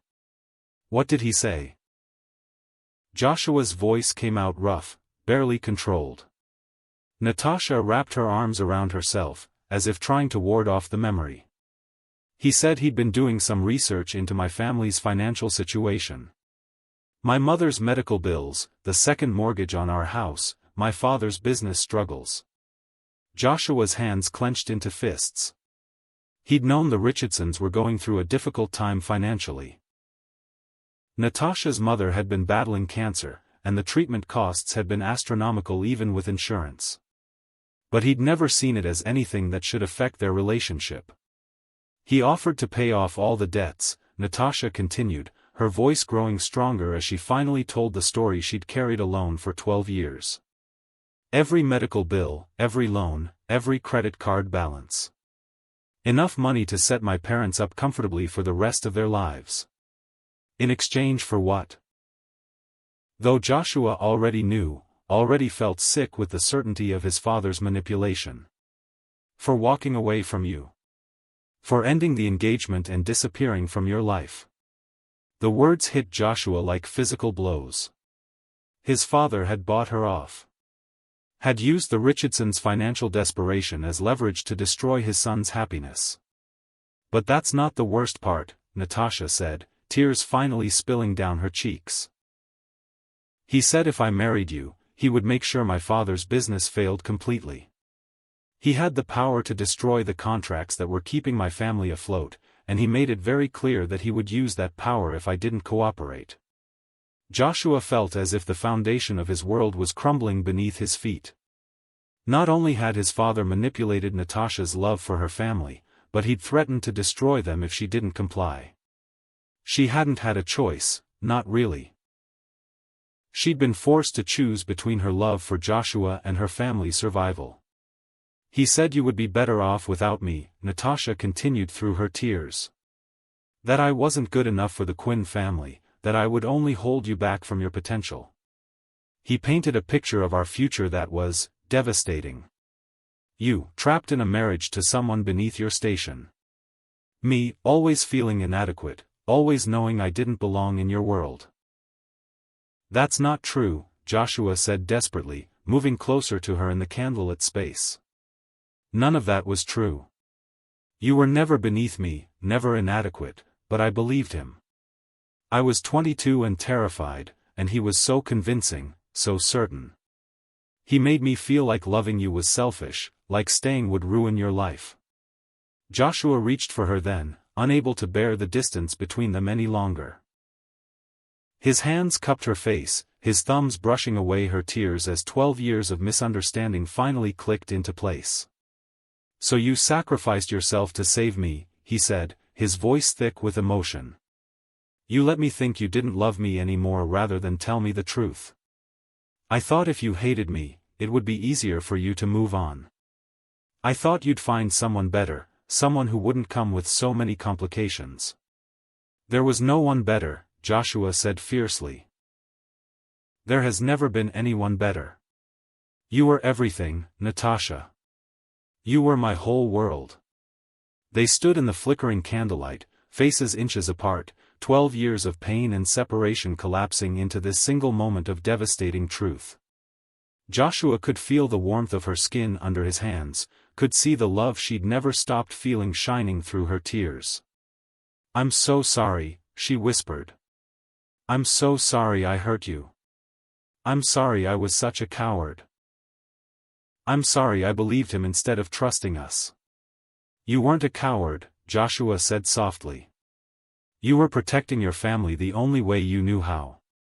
You were being the person I fell in love with, brave and selfless and willing to sacrifice anything for the people you loved. Even you. Especially me. The truth of it settled between them like a benediction. Natasha hadn't left because she'd stopped loving him.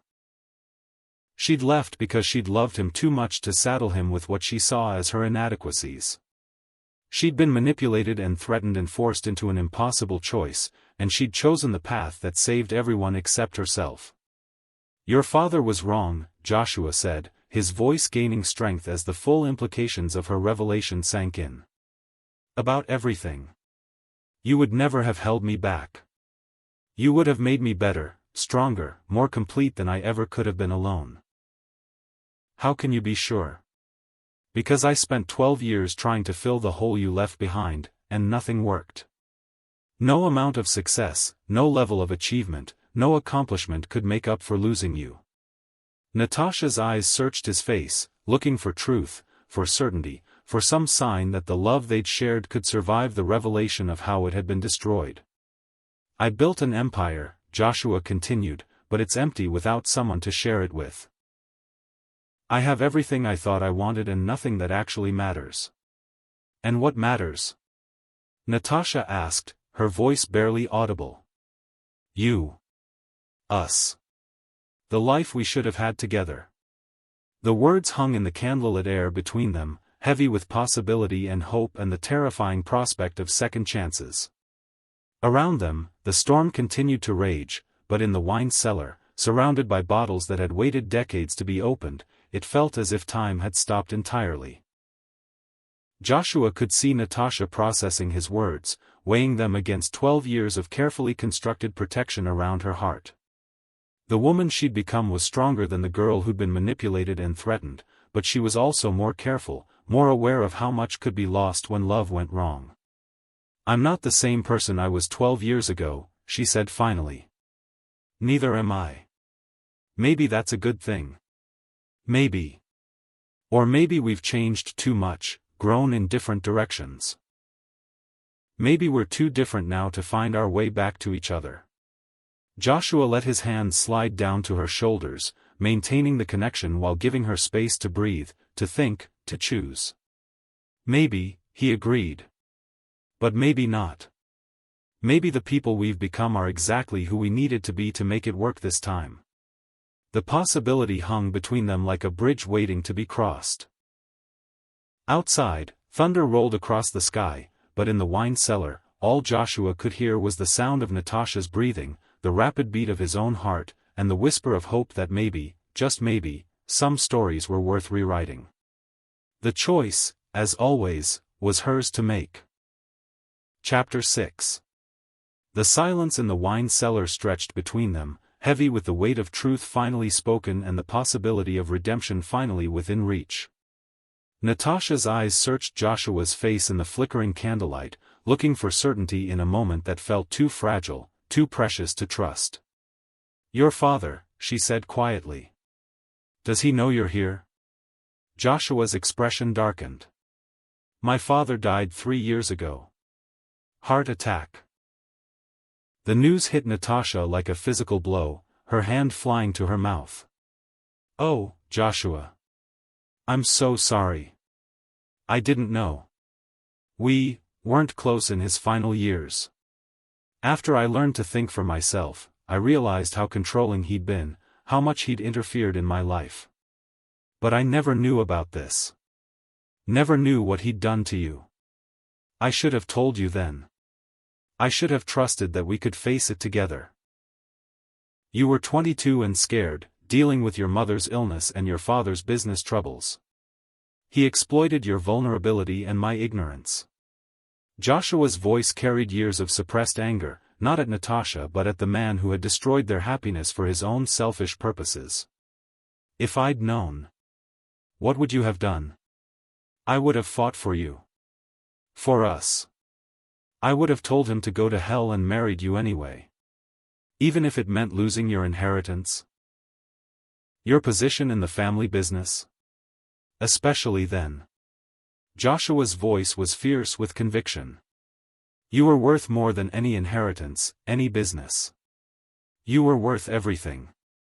Tears spilled down Natasha's cheeks as she heard the words she'd needed to hear 12 years ago. But even as part of her heart soared with vindication, another part remained cautious. "That's easy to say now," she said softly.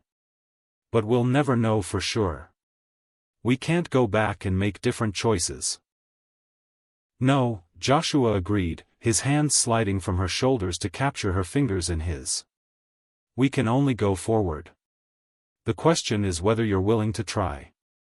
Before Natasha could answer, footsteps echoed in the corridor above, followed by Grace's voice calling her name. "Natasha? Are you down there? The generator's working again, and the conference group needs." "I'm here," Natasha called back, but her eyes never left Joshua's face. "I'll be right up."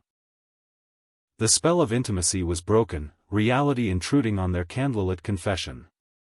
But something had changed between them, some fundamental barrier had crumbled with the truth of Richard Quinn's manipulation.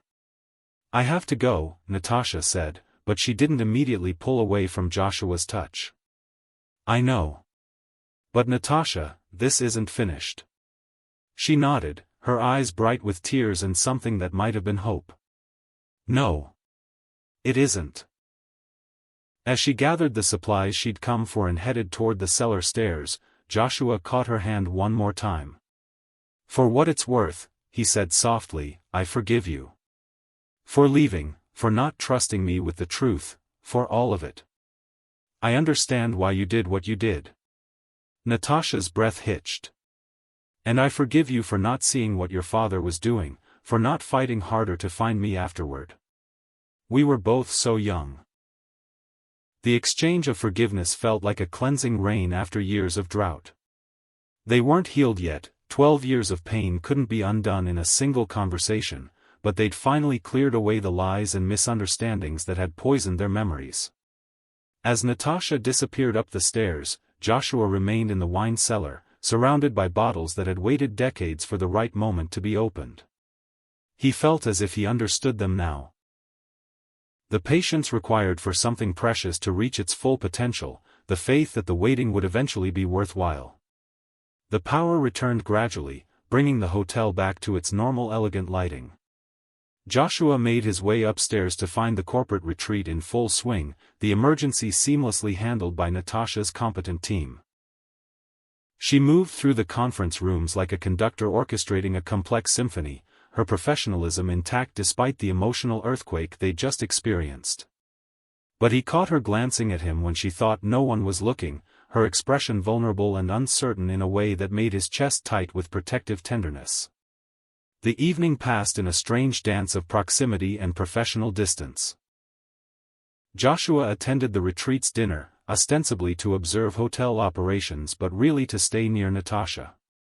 She managed the event flawlessly, but he could see the emotional toll their conversation had taken in the slight tremor of her hands, the way she had to compose herself between interactions with guests. As the corporate group settled in for their evening presentation, Joshua found himself drawn back to his suite balcony. The storm had passed, leaving the air clean and cool, the garden below sparkling with raindrops that caught the light like scattered diamonds. He was surprised when a soft knock came at his door. Vincent stood in the hallway, his expression concerned and determined. "We need to talk," Vincent said, inviting himself in. "Rachel's worried, I'm worried, and frankly, you look like you've been hit by a truck." Joshua poured 2 glasses of whiskey from the bottle he'd requested from room service, handing one to Vincent before settling into one of the suite's elegant chairs. His business partner and friend deserved an explanation, especially after the way Joshua had been neglecting his responsibilities. "She didn't leave me because she stopped loving me," Joshua said without preamble. "She left because my father threatened to destroy her family if she didn't." Vincent's whiskey glass stopped halfway to his mouth. "What?" Joshua told him everything: Richard Quinn's manipulation, the financial threats, Natasha's impossible choice between love and family survival. With each detail, Vincent's expression grew darker. "Jesus Christ, Josh. Your father was even more of a bastard than I thought. She's carried this alone for 12 years. Let me think she was heartless when really she was protecting everyone she loved. Including you, in her twisted logic. Especially me." Joshua's smile was bitter. "She thought she was saving me from a life of disappointment and regret." Vincent was quiet for a long moment, processing the implications. "So what now? You've got your answers. You know she didn't betray you. Does that change anything?" "Everything." "Nothing. I don't know." Joshua ran his hands through his hair, the careful control he'd maintained for years finally cracking. "I still love her, Vincent. After everything, after 12 years, I still love her like I'm 22 years old and she's my whole world." "And does she still love you?" "I think so. But loving someone and being able to build a life with them are 2 different things. We're not the same people we were 12 years ago. That might be a good thing. The people you were couldn't handle your father's interference. Maybe the people you are now are stronger." Before Joshua could respond, another knock interrupted them. Rachel Kim appeared, her usually composed demeanor slightly frazzled. "Sir, I'm sorry to interrupt, but there's been a development with the Westchester project. The investors are threatening to pull out, and they want to speak with you directly. Tonight." Joshua felt the familiar pull of business crisis, the adrenaline rush that had defined his life for over a decade. His empire required his attention, his investors needed reassurance, his responsibilities extended far beyond this small hotel in Milbrook. But for the first time in his adult life, Joshua found himself hesitating. The crisis would always be there would always be another deal to save, another investor to mollify, another emergency that required his immediate attention.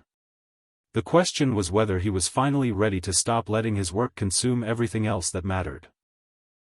"Schedule a conference call for first thing tomorrow morning," he told Rachel. "I'll handle it then." His assistant's eyebrows rose, but she simply nodded. "Yes, sir. And the Manhattan office wants to know when you'll be returning." Joshua looked out at the hotel grounds, at the place where his love story had begun and ended and might, possibly, find a way to begin again. "Tell them I'll be here as long as it takes." After Rachel left, Vincent fixed Joshua with a knowing look. "As long as it takes for what?" "To find out if second chances are real or just something we tell ourselves to make the pain more bearable." "And if it's the latter?" Joshua's smile was sad but determined. "Then at least I'll know I tried.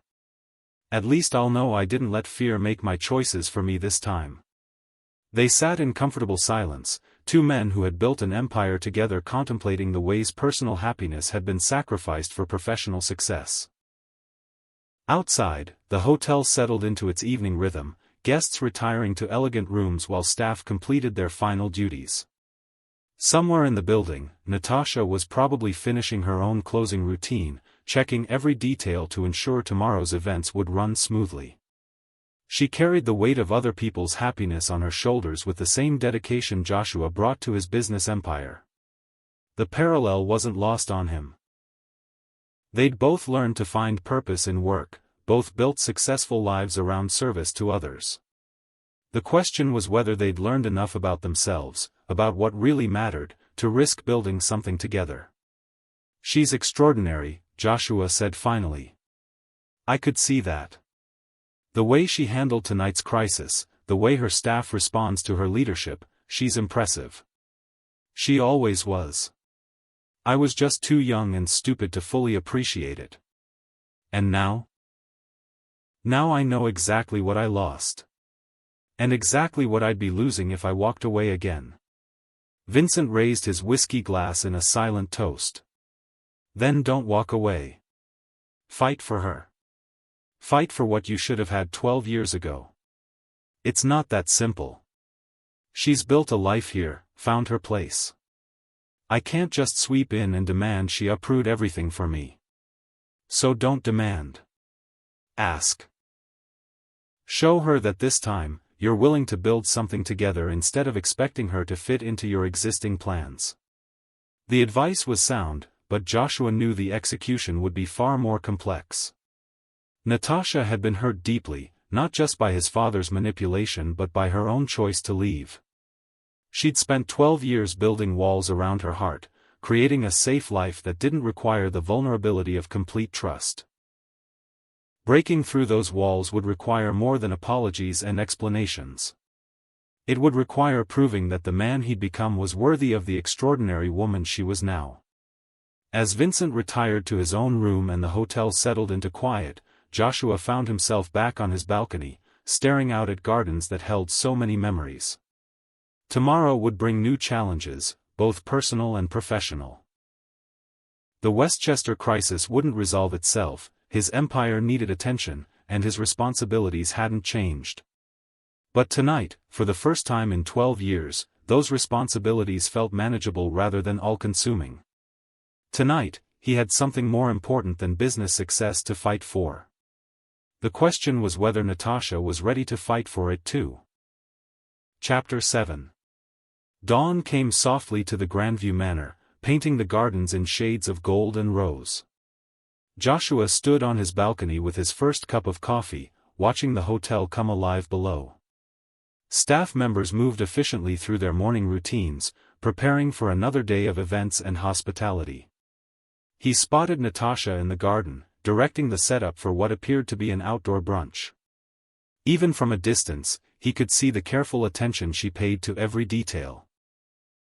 The precise placement of table linens, the artistic arrangement of centerpieces, the way she adjusted chair positions to catch the best light. She looked up suddenly, as if sensing his gaze, and their eyes met across the morning air. For a moment, neither moved. Then Natasha raised her hand in a small wave, not quite friendly, not quite professional, but acknowledging the connection that now existed between them. Joshua's phone buzzed with the conference call about the Westchester crisis, but he found himself reluctant to leave the balcony, reluctant to break this moment of tentative peace.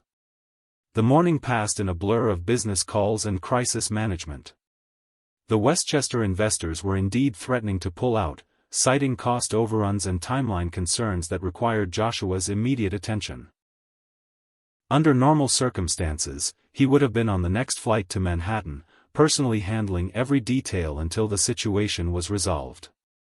Instead, he found himself negotiating remotely, delegating more than he ever had before, trusting his team to handle issues he would normally have managed personally.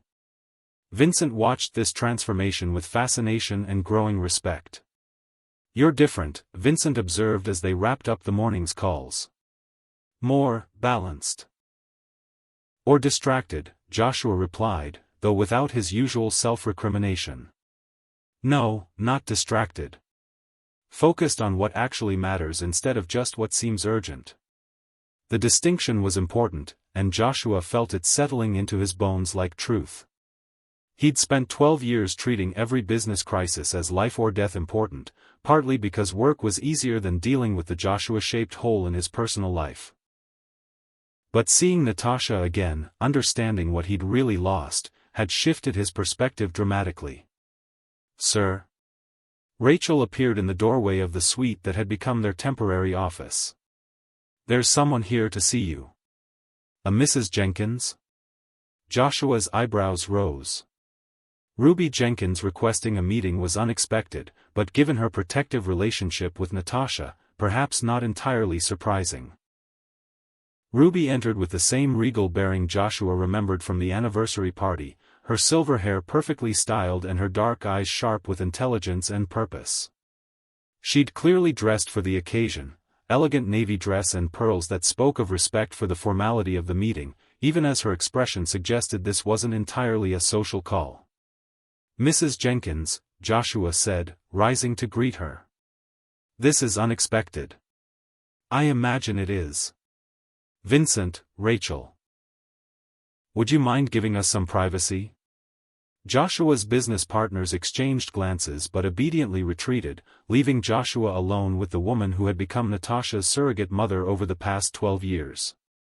Ruby settled into one of the suite's elegant chairs with the confidence of someone accustomed to commanding attention and respect. Joshua took the seat across from her, feeling oddly like a young man meeting his girlfriend's parents for the first time. "I understand you and Natasha had a conversation last night," Ruby said without preamble. "News travels fast in small towns." "Not news. Observation. That girl came to work this morning looking like someone who'd been crying half the night and thinking the other half. Since you're the only thing that's changed in her routine lately, I'm assuming you're responsible." Joshua felt a stab of guilt. "I didn't mean to upset her. I'm not sure I believe that entirely. But I don't think you meant to hurt her either, which is something." Ruby's gaze was uncomfortably perceptive. "She told me about your father's interference." "She told you?" "Child, I've been like a mother to that girl for 12 years. Of course she told me. And for 12 years, I've been watching her carry that burden alone, watching her blame herself for choices that were forced on her." The protective anger in Ruby's voice was unmistakable, and Joshua found himself respecting her even more for her fierce loyalty to Natasha. "I never knew," Joshua said simply. "If I had." "You would have what? Charged in like a white knight and solved everything?" Ruby's tone was skeptical but not unkind. "You were 22 years old, Mr. Quinn. Rich, privileged, and convinced that love could overcome anything. You had no idea how the real world worked for people who didn't have trust funds and family connections. The assessment stung because it was accurate. At 22, Joshua had been idealistic to the point of naivety, certain that his love for Natasha and his determination to provide for her were enough to overcome any obstacle. "You're right," he admitted. "I was sheltered. Privileged. I didn't understand the kind of pressure she was facing. But you understand it now?" Joshua considered the question seriously. Did he understand? He'd built an empire from scratch, learned about risk and consequence and the weight of other people's livelihoods depending on his decisions. He'd faced threats to his business, navigated complex negotiations where one wrong move could cost millions. "I understand it better," he said finally. "I understand that sometimes there are no good choices, only degrees of damage control." Ruby nodded approvingly. "That's more wisdom than most men your age possess. The question is, what are you planning to do with that wisdom?" "I want to try again. I want to see if we can build something together, starting from who we are now instead of who we were then." "And if she says no? If she decides the risk is too great?" Joshua's chest tightened at the possibility, but he forced himself to consider it honestly. "Then I'll respect her decision. I won't use my position as the hotel owner to pressure her or make her life difficult." "Good. Because if you did, you'd have to deal with me." Ruby's smile took the sting out of the threat, but Joshua had no doubt she meant every word. "Now, let me ask you something else. What makes you think you deserve a second chance?" The question hit Joshua like a physical blow. What did make him think he deserved another chance with Natasha? He'd failed her once, been too self-absorbed to see what his father was doing, too focused on his own vision of their future to notice her doubts and fears. "I don't know if I deserve it," he said honestly. "But I know I'm not the same person I was 12 years ago. I've learned about sacrifice, about the cost of choices, about the difference between control and partnership." "Have you? Or have you just learned to be successful at business?" "There's a difference between managing people and caring about them. Between demanding loyalty and earning it. Between having a plan for someone's life and being willing to build a life with them." Ruby was quiet for a long moment, studying Joshua with the intensity of someone making a critical assessment. When she finally spoke, her voice carried a weight that made him understand why Natasha had found such comfort in her guidance. "That girl has been hurt enough, Mr. Quinn. She's built something beautiful here, not just a career, but a life filled with people who love her and depend on her. She's found peace after years of pain, and she deserves to keep that peace." "I agree. But," Ruby continued, "she also deserves to be loved completely, by someone who sees her worth and isn't afraid to fight for her. She deserves to have the family she's always wanted, the partnership she gave up when she was too young to know better." Hope flared in Joshua's chest, but he kept his expression carefully neutral. Ruby Jenkins wasn't finished with her evaluation yet. "The question is whether you're the man who can give her those things, or whether you're just the man who wants to reclaim what he lost." The distinction was crucial, and Joshua felt it settling into his understanding like a key turning in a lock. Was he trying to reclaim the past, or was he ready to build something new? Was he still the man who had loved Natasha at 22, or had he become someone worthy of the woman she was at 34? "I can't promise I won't make mistakes," Joshua said finally. "But I can promise that this time, I'm listening. This time, I'm willing to build something together instead of expecting her to fit into my existing plans." Ruby's smile was slow but genuine. "That's the right answer, even if it's not a guarantee. Nothing worth having comes with guarantees." "No. It doesn't." Ruby rose from her chair with the same regal grace she'd shown when entering. "I'll leave you with this thought, Mr. Quinn. Natasha has spent 12 years learning to trust her own judgment, learning to value her own worth. If you want a place in her life, you'll have to prove that you value those things too." After Ruby left, Joshua found himself pacing the suite, his mind churning with the implications of their conversation. Through the windows, he could see the brunch event in full swing, Natasha moving among the guests with her characteristic blend of professional competence and genuine warmth. She looked up at his windows once, their gazes meeting across the distance. But instead of the tentative acknowledgement of that morning, this time she held his eyes for a long moment, her expression thoughtful and considering. Then someone called for her attention, and she turned away. But not before Joshua saw something in her face that made his pulse quicken, not fear or uncertainty, but the look of someone making a decision. The afternoon brought another crisis, this time from the Charleston acquisition. Environmental issues that hadn't been disclosed during due diligence were threatening to sink the entire deal, requiring immediate legal intervention and potentially costing millions in remediation. Under normal circumstances, Joshua would have been frantic, micromanaging every detail and working around the clock to save the deal. Instead, he found himself remarkably calm, making strategic decisions without the desperate edge that had characterized his business approach for years. "You're handling this differently," Vincent observed as they wrapped up another round of crisis calls. "Am I? Usually by now you'd be on 3 planes simultaneously, personally handling every detail. Instead, you're delegating like a human being and trusting your team to do their jobs." Joshua considered this. "Maybe I've finally learned the difference between being responsible for outcomes and being responsible for every single step along the way. Or maybe you've finally found something more important than business success." The truth of it was undeniable. Seeing Natasha again, understanding what he'd lost and why, had shifted his entire perspective.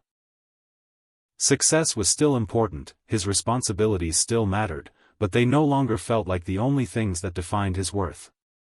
As evening approached and the hotel settled into its elegant dinner service, Joshua found himself drawn once again to the conservatory. The space had become a refuge of sorts, a place where the carefully constructed barriers between past and present seemed thinner. He wasn't surprised to find Natasha there, standing among the plants with her back to the entrance. She'd changed out of her professional attire into a flowing sundress that reminded him painfully of the girl he'd fallen in love with all those years ago. "I've been thinking," she said without turning around, somehow knowing it was him despite his silent approach. "About? About the girl who ran away 12 years ago. About the woman I became because of that choice. About whether those two people can coexist." Joshua moved to stand beside her, close enough to catch the familiar scent of her perfume but careful not to invade her space. "What conclusion did you reach?" "That maybe running away was the best thing I could have done for both of us." The words hit Joshua like a physical blow, but Natasha wasn't finished. "Not because I didn't love you," she continued, finally turning to face him. "But because the people we were then weren't ready for the kind of love that lasts. We were too young, too naive about what it means to build a life with someone. And now?" Natasha's smile was sad but honest. "Now I know that love isn't enough if you don't know yourself first. And I know that I spent 12 years learning who I am when I'm not trying to be what someone else needs me to be." Joshua felt his heart breaking and healing simultaneously. This was the conversation they should have had 12 years ago, not as frightened 22-year-olds overwhelmed by external pressure, but as adults who understood the complexity of lasting commitment. "I know who you are," he said softly. "You're extraordinary. You're compassionate and strong and you create beauty wherever you go. You make everyone around you better just by being yourself. Do you? Or do you know who you remember me being?" The question was fair, and Joshua forced himself to consider it honestly. Did he love the woman standing in front of him, or was he still in love with the memory of the girl who had left him at the altar? "I see you," he said finally. "I see the way you lead your team without needing to raise your voice.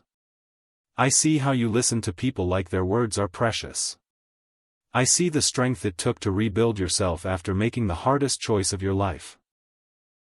I see the woman who turned her own heartbreak into a gift for helping other people celebrate their joy." Tears gathered in Natasha's eyes, but she didn't look away. "And what do you see when you look at yourself?" Are you still the man who had our entire life planned out before asking what I wanted from that life? The question cut deep because it forced Joshua to confront his own growth, or lack thereof. Was he still the controlling perfectionist who had driven Natasha away with his certainty about their future? I see someone who learned that plans are meaningless if they don't include the dreams of the person you love, Joshua said slowly. I see someone who built an empire trying to fill a hole that could only be filled by connection, by partnership, by letting someone else matter more than being right. That's a pretty answer. But is it true? Joshua thought about the past week. How he'd delegated business crises that would normally have consumed him, how he'd chosen to stay at the hotel instead of rushing back to handle every detail personally, how he'd found himself caring more about Natasha's peace of mind than his own need for answers. I think it's becoming true, he said honestly. I think seeing you again, understanding what we lost and why, is teaching me the difference between loving someone and needing to control them. Natasha was quiet for a long moment, her expression thoughtful as she processed his words. Around them, the conservatory's plants rustled softly in the evening breeze, and through the French doors, they could hear the gentle sounds of the hotel's dinner service. I'm scared, she admitted finally. Of what? Of wanting this too much. Of believing that we could actually make it work this time. Of risking the life I've built here for something that might not be real. Joshua felt his heart breaking for her caution, for the walls she'd built to protect herself, for the price she'd paid for his father's manipulation. What would it take, he asked softly. What would it take for you to believe this could be real? Natasha looked at him with eyes that held 12 years of hard-won wisdom. Time. Patience. Proof that you can love the woman I am now, not just the memory of who I used to be. Proof that you understand the difference between partnership and possession. And if I can prove those things, then maybe we can try again. Not to recapture what we lost, but to build something new. Something better because it's built on truth instead of idealization. The hope in Joshua's chest was almost painful in its intensity, but he kept his voice steady. What would that look like? Building something new? I don't know, Natasha said with a soft laugh. That's the point. We'd have to figure it out together, one decision at a time, without a master plan or a predetermined outcome. The idea was terrifying and exhilarating in equal measure. Joshua had built his entire adult life around careful planning and controlled outcomes. The thought of building something as important as a relationship without knowing where it would lead was foreign to everything he'd learned about success. That sounds scary as hell, he admitted. It does. But maybe that's how we know it's real this time. They stood in the conservatory as evening faded into night, two people who had loved and lost and learned enough to maybe try again. The air between them hummed with possibility and fear, with the recognition that second chances were rare and precious and terrifyingly fragile. There's something else, Natasha said suddenly. What? Your revenge. You bought this hotel to get back at me, didn't you? To prove that you'd succeeded despite what I did to you? Joshua felt heat rise in his cheeks. The truth of his original motivation was embarrassing now, petty and small in the face of what he'd discovered. Yes, he admitted. I thought owning the place where you'd humiliated me would somehow give me power over the memory. And now? Now I realize that the only power worth having is the power to choose love over resentment, understanding over anger, hope over fear. Natasha's smile was the first completely unguarded expression he'd seen from her since he'd arrived. That's definitely not the same man who proposed to me with a 5-year plan and a pre-selected wedding venue. Good. Because that man didn't deserve you. He loved you, but he didn't understand you. He wanted to cherish you, but he didn't know how to value your independence. And you do now? I'm learning. Every conversation we have, every moment I spend watching you work, every time I see how much stronger and more confident you've become, I'm learning that loving someone means celebrating who they are, not trying to shape them into who you think they should be. The words hung in the conservatory air like a promise, heavy with the weight of lessons learned the hard way. Outside, night settled over the hotel grounds, transforming the familiar into something mysterious and full of potential. "I need time," Natasha said finally. "Time to think, to process, to figure out if I'm brave enough to risk my heart again." "How much time?" "I don't know. Maybe weeks.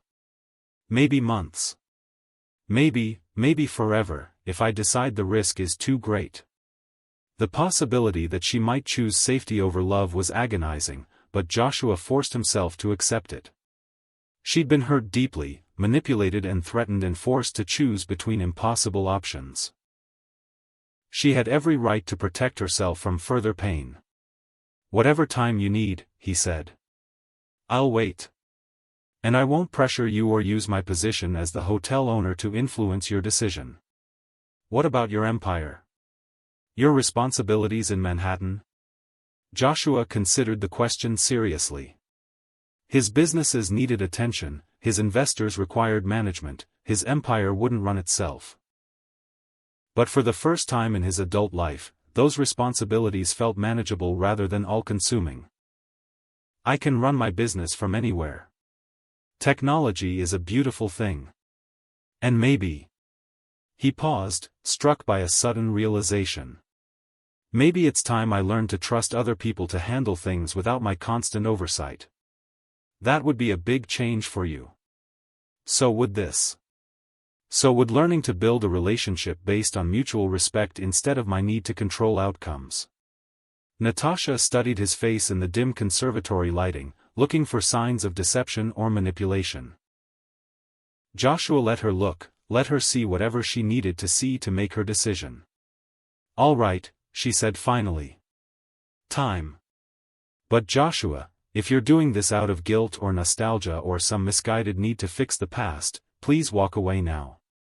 I can't survive being left again, especially not by someone who claims to love me." "I'm not going anywhere," Joshua said with quiet conviction. "Not unless you ask me to. And not because of guilt or nostalgia, but because you're the most extraordinary woman I've ever known, and losing you once was the biggest mistake of my life." The truth of it settled between them like a bridge waiting to be crossed. Not crossed yet, Natasha needed time to decide if she was brave enough to take that step, but built and solid and ready when she was. As they left the conservatory together, walking through the hotel's elegant corridors in comfortable silence, Joshua felt something shift in his chest. The desperate need for immediate resolution, the driving urgency that had characterized his approach to every challenge for 12 years, had been replaced by something quieter but more sustainable. Patience. Faith. The understanding that some things were worth waiting for, worth earning through consistent action rather than grand gestures. Tomorrow would bring new challenges, both personal and professional. His empire still needed attention, Natasha still needed time to process, and they both had to navigate the complex emotions that came with second chances. But tonight, for the first time in 12 years, Joshua Quinn fell asleep without the weight of unfinished business crushing his chest. Tonight, he had hope, fragile and tentative, but real. And sometimes, hope was enough to build a future on. Chapter 8. 6 months later, the early morning mist clung to the Grandview Manor's gardens like a soft embrace, transforming the familiar landscape into something ethereal and dreamlike. Joshua stood on the hotel's terrace with his coffee, watching the sunrise paint the sky in shades of rose and gold. 6 months of mornings like this had taught him the peace that came from slowing down, from appreciating beauty that couldn't be bought or controlled. His phone buzzed with messages from Manhattan. The usual cascade of decisions requiring his input, crises demanding his attention, opportunities that couldn't wait. But Joshua had learned to distinguish between what was urgent and what was truly important. His empire was thriving under the more collaborative leadership style he developed, his teams empowered to make decisions without his constant oversight. "You're up early." Natasha's voice carried across the terrace, warm and familiar after months of carefully rebuilt friendship. Joshua turned to see her approaching with her own cup of coffee, her hair loose around her shoulders and her expression soft with the contentment that came from work she loved. She'd grown even more beautiful over these months, her confidence blooming under the respect and admiration of not just her staff but the entire community. "Couldn't sleep," Joshua admitted. "Big day today." Natasha's smile was knowing. Today marked 6 months since that first devastating conversation in the wine cellar, 6 months of careful courtship and patient rebuilding. Today was also the day she'd promised to give him her answer about whether they could try again. "Nervous?" she asked, settling into the chair beside his. "Terrified," he said honestly. "But not about your answer. About whether I've learned enough, changed enough, to deserve whatever answer you give me." The months had taught Joshua patience he'd never possessed, had shown him the difference between wanting something and being worthy of it. He'd watched Natasha from a respectful distance, supporting her work without interfering, learning to value her independence instead of trying to absorb it into his own life. There had been moments, quiet conversations in the conservatory, shared laughter over hotel crises, the electric awareness that sparked whenever their hands accidentally touched. When Joshua thought he glimpsed the possibility of something deeper. But Natasha had maintained careful boundaries, protecting her heart while she evaluated whether the man he'd become was trustworthy enough to risk loving again. "You want to know what I've learned about you these past months?" Natasha asked, her eyes on the garden where her team was already beginning setup for the day's events. Joshua's pulse quickened, but he kept his voice steady. "Tell me." "I've learned that you can delegate without micromanaging, that you can support without controlling, that you can love without possessing." Her gaze moved to his face, serious and considering. "I've watched you handle business crises with calm instead of panic, watched you trust other people to do their jobs without your constant intervention. And I've seen you respect my boundaries without sulking or pressuring me. I've seen you participate in this community without trying to dominate it. I've seen you be patient when patience has never been your strength." Joshua held his breath, afraid to hope too much or too little. "I've also seen you lonely," Natasha continued softly. "I've seen you working late into the night, eating dinner alone, carrying the weight of success that doesn't have anyone to share it with. Success means nothing without someone who matters to celebrate it with. I know. That's why I've made my decision." The words hung between them like a bridge waiting to be crossed. Joshua felt his entire future balanced on whatever she said next, but for the first time in his adult life, he was prepared to accept whatever outcome she chose. "I want to try," Natasha said simply. "Not to recapture what we lost, but to build something new. Something better because it's built on who we actually are instead of who we thought we wanted each other to be." The relief and joy that flooded Joshua's system was so intense it was almost painful. But underneath it was something else: humility, gratitude, the understanding that this second chance was a gift he'd have to earn every single day. "Are you sure?" he asked, needing to give her one final opportunity to retreat to safety. "No," Natasha said with a laugh.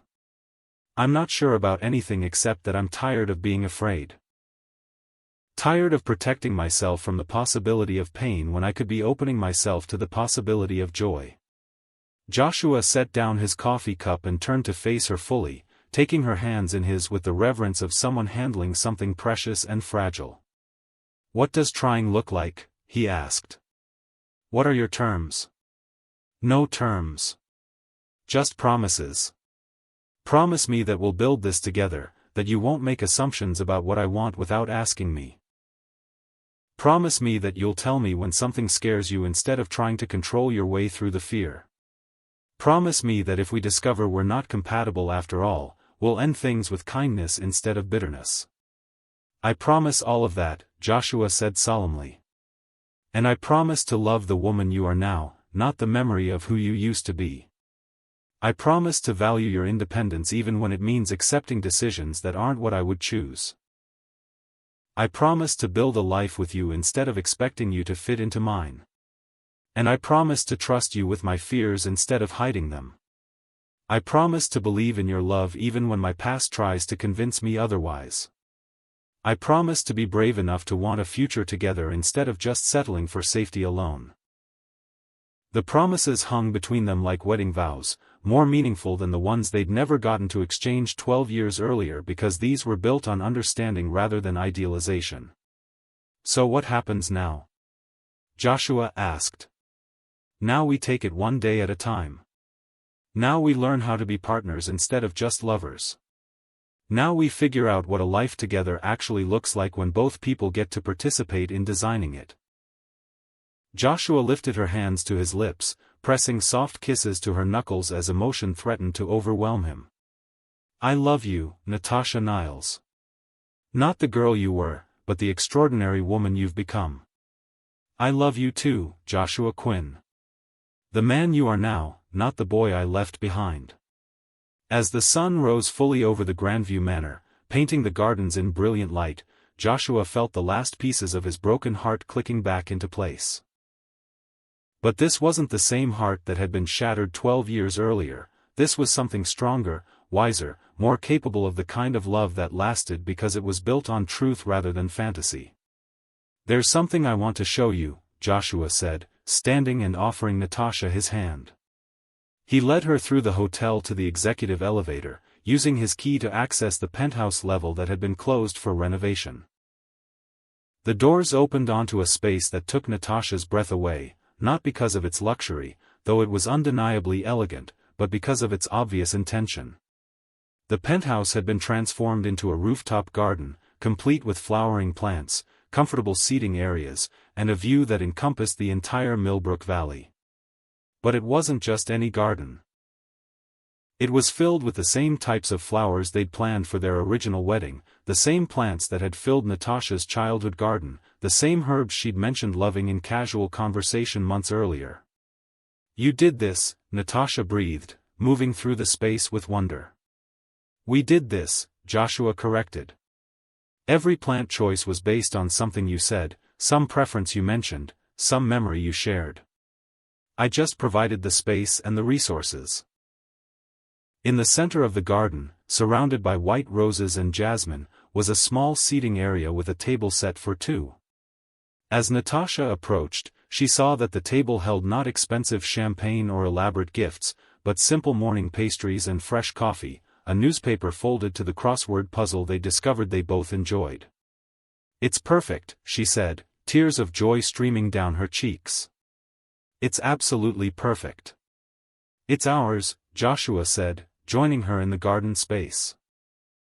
If you want it to be. A place where we can build new memories instead of being haunted by old ones. Natasha turned in his arms, her face radiant with happiness and hope. Yes, she said, rising on her tiptoes to kiss him with all the love she'd been holding back for months. Yes to all of it. The kiss was everything their first kiss had been and more, passionate but tender, familiar but fresh, filled with the promise of a future they would write together. When they finally broke apart, both were breathless and laughing with the joy of finally being able to love each other without fear. Marry me, Joshua said suddenly, the words escaping before he could plan them. Not now, not with a timeline or a predetermined plan, but someday. When we're both ready. When we've proven to ourselves that this is real and lasting and worth celebrating. Yes, Natasha said without hesitation. Someday. When we're ready. When we've built something worth celebrating. They stayed in the rooftop garden as the hotel came alive below them, holding each other and planning nothing beyond the moment they were sharing. For the first time in 12 years, neither of them felt the need to control the future or protect themselves from disappointment. They had each other, they had time, and they had the wisdom that came from surviving heartbreak and choosing love anyway. It was enough. More than enough. As the morning moved toward afternoon and duty called them both back to their responsibilities, Joshua and Natasha made one more promise to each other, to approach their relationship the same way they approached their work, with dedication, patience, respect for each other's expertise, and the understanding that the best results came from collaboration rather than competition. 6 months later, on a perfect spring morning, Natasha Niles and Joshua Quinn were married in the Grandview Manor's gardens, surrounded by everyone who had supported their journey back to each other. Grace Whitfield served as Natasha's matron of honor, Ruby Jenkins offered the blessing, and Vincent Palmer stood as Joshua's best man, all of them witnesses to a love story that had finally found its proper ending. The wedding reception was held in the same ballroom where their original reception had been planned, but this time, every detail had been chosen together. This time, when Joshua and Natasha promised to love each other forever, they understood what forever actually meant, not the absence of challenge or change, but the commitment to face whatever came with partnership, patience, and the kind of love that was strong enough to survive anything. As they danced to "The Way You Look Tonight," the same song the Hendersons had chosen for their anniversary, Joshua whispered in Natasha's ear, "Forever?" "Forever and always," she whispered back, but this time, she understood the weight and beauty and responsibility of the promise she was making. Sometimes the greatest victories aren't getting revenge on those who hurt us, but discovering that healing ourselves makes room for the love we always deserved. Sometimes second chances are really first chances in disguise. Opportunities to love more wisely, more completely, more courageously than we ever knew was possible. And sometimes, just sometimes, the stories that break our hearts are just the first chapters of stories that will heal them. The Grandview Manor stood witness to it all, its elegant walls holding the echoes of a love story that had finally found its way home. In the wine cellar where truth had been spoken, in the conservatory where forgiveness had been offered, in the rooftop garden where promises had been made, the hotel kept its secrets and celebrated its victories with equal grace. Love, the old building seemed to whisper, was always worth waiting for. Always worth fighting for. Always worth the risk of believing that some stories were meant to have happy endings after all. Share your thoughts. Do you believe in second chances when love was real the first time? What did you think of Joshua and Natasha's journey? Drop your favorite moment in the comments. Hit subscribe for more passionate love stories that prove the heart knows what it needs. Your comments and engagement mean the world to our Dear Love Diaries family, so tell us about a time when patience and forgiveness transformed your own relationships. Sometimes the most beautiful love stories are the ones that teach us we're worthy of the love we always dreamed of having.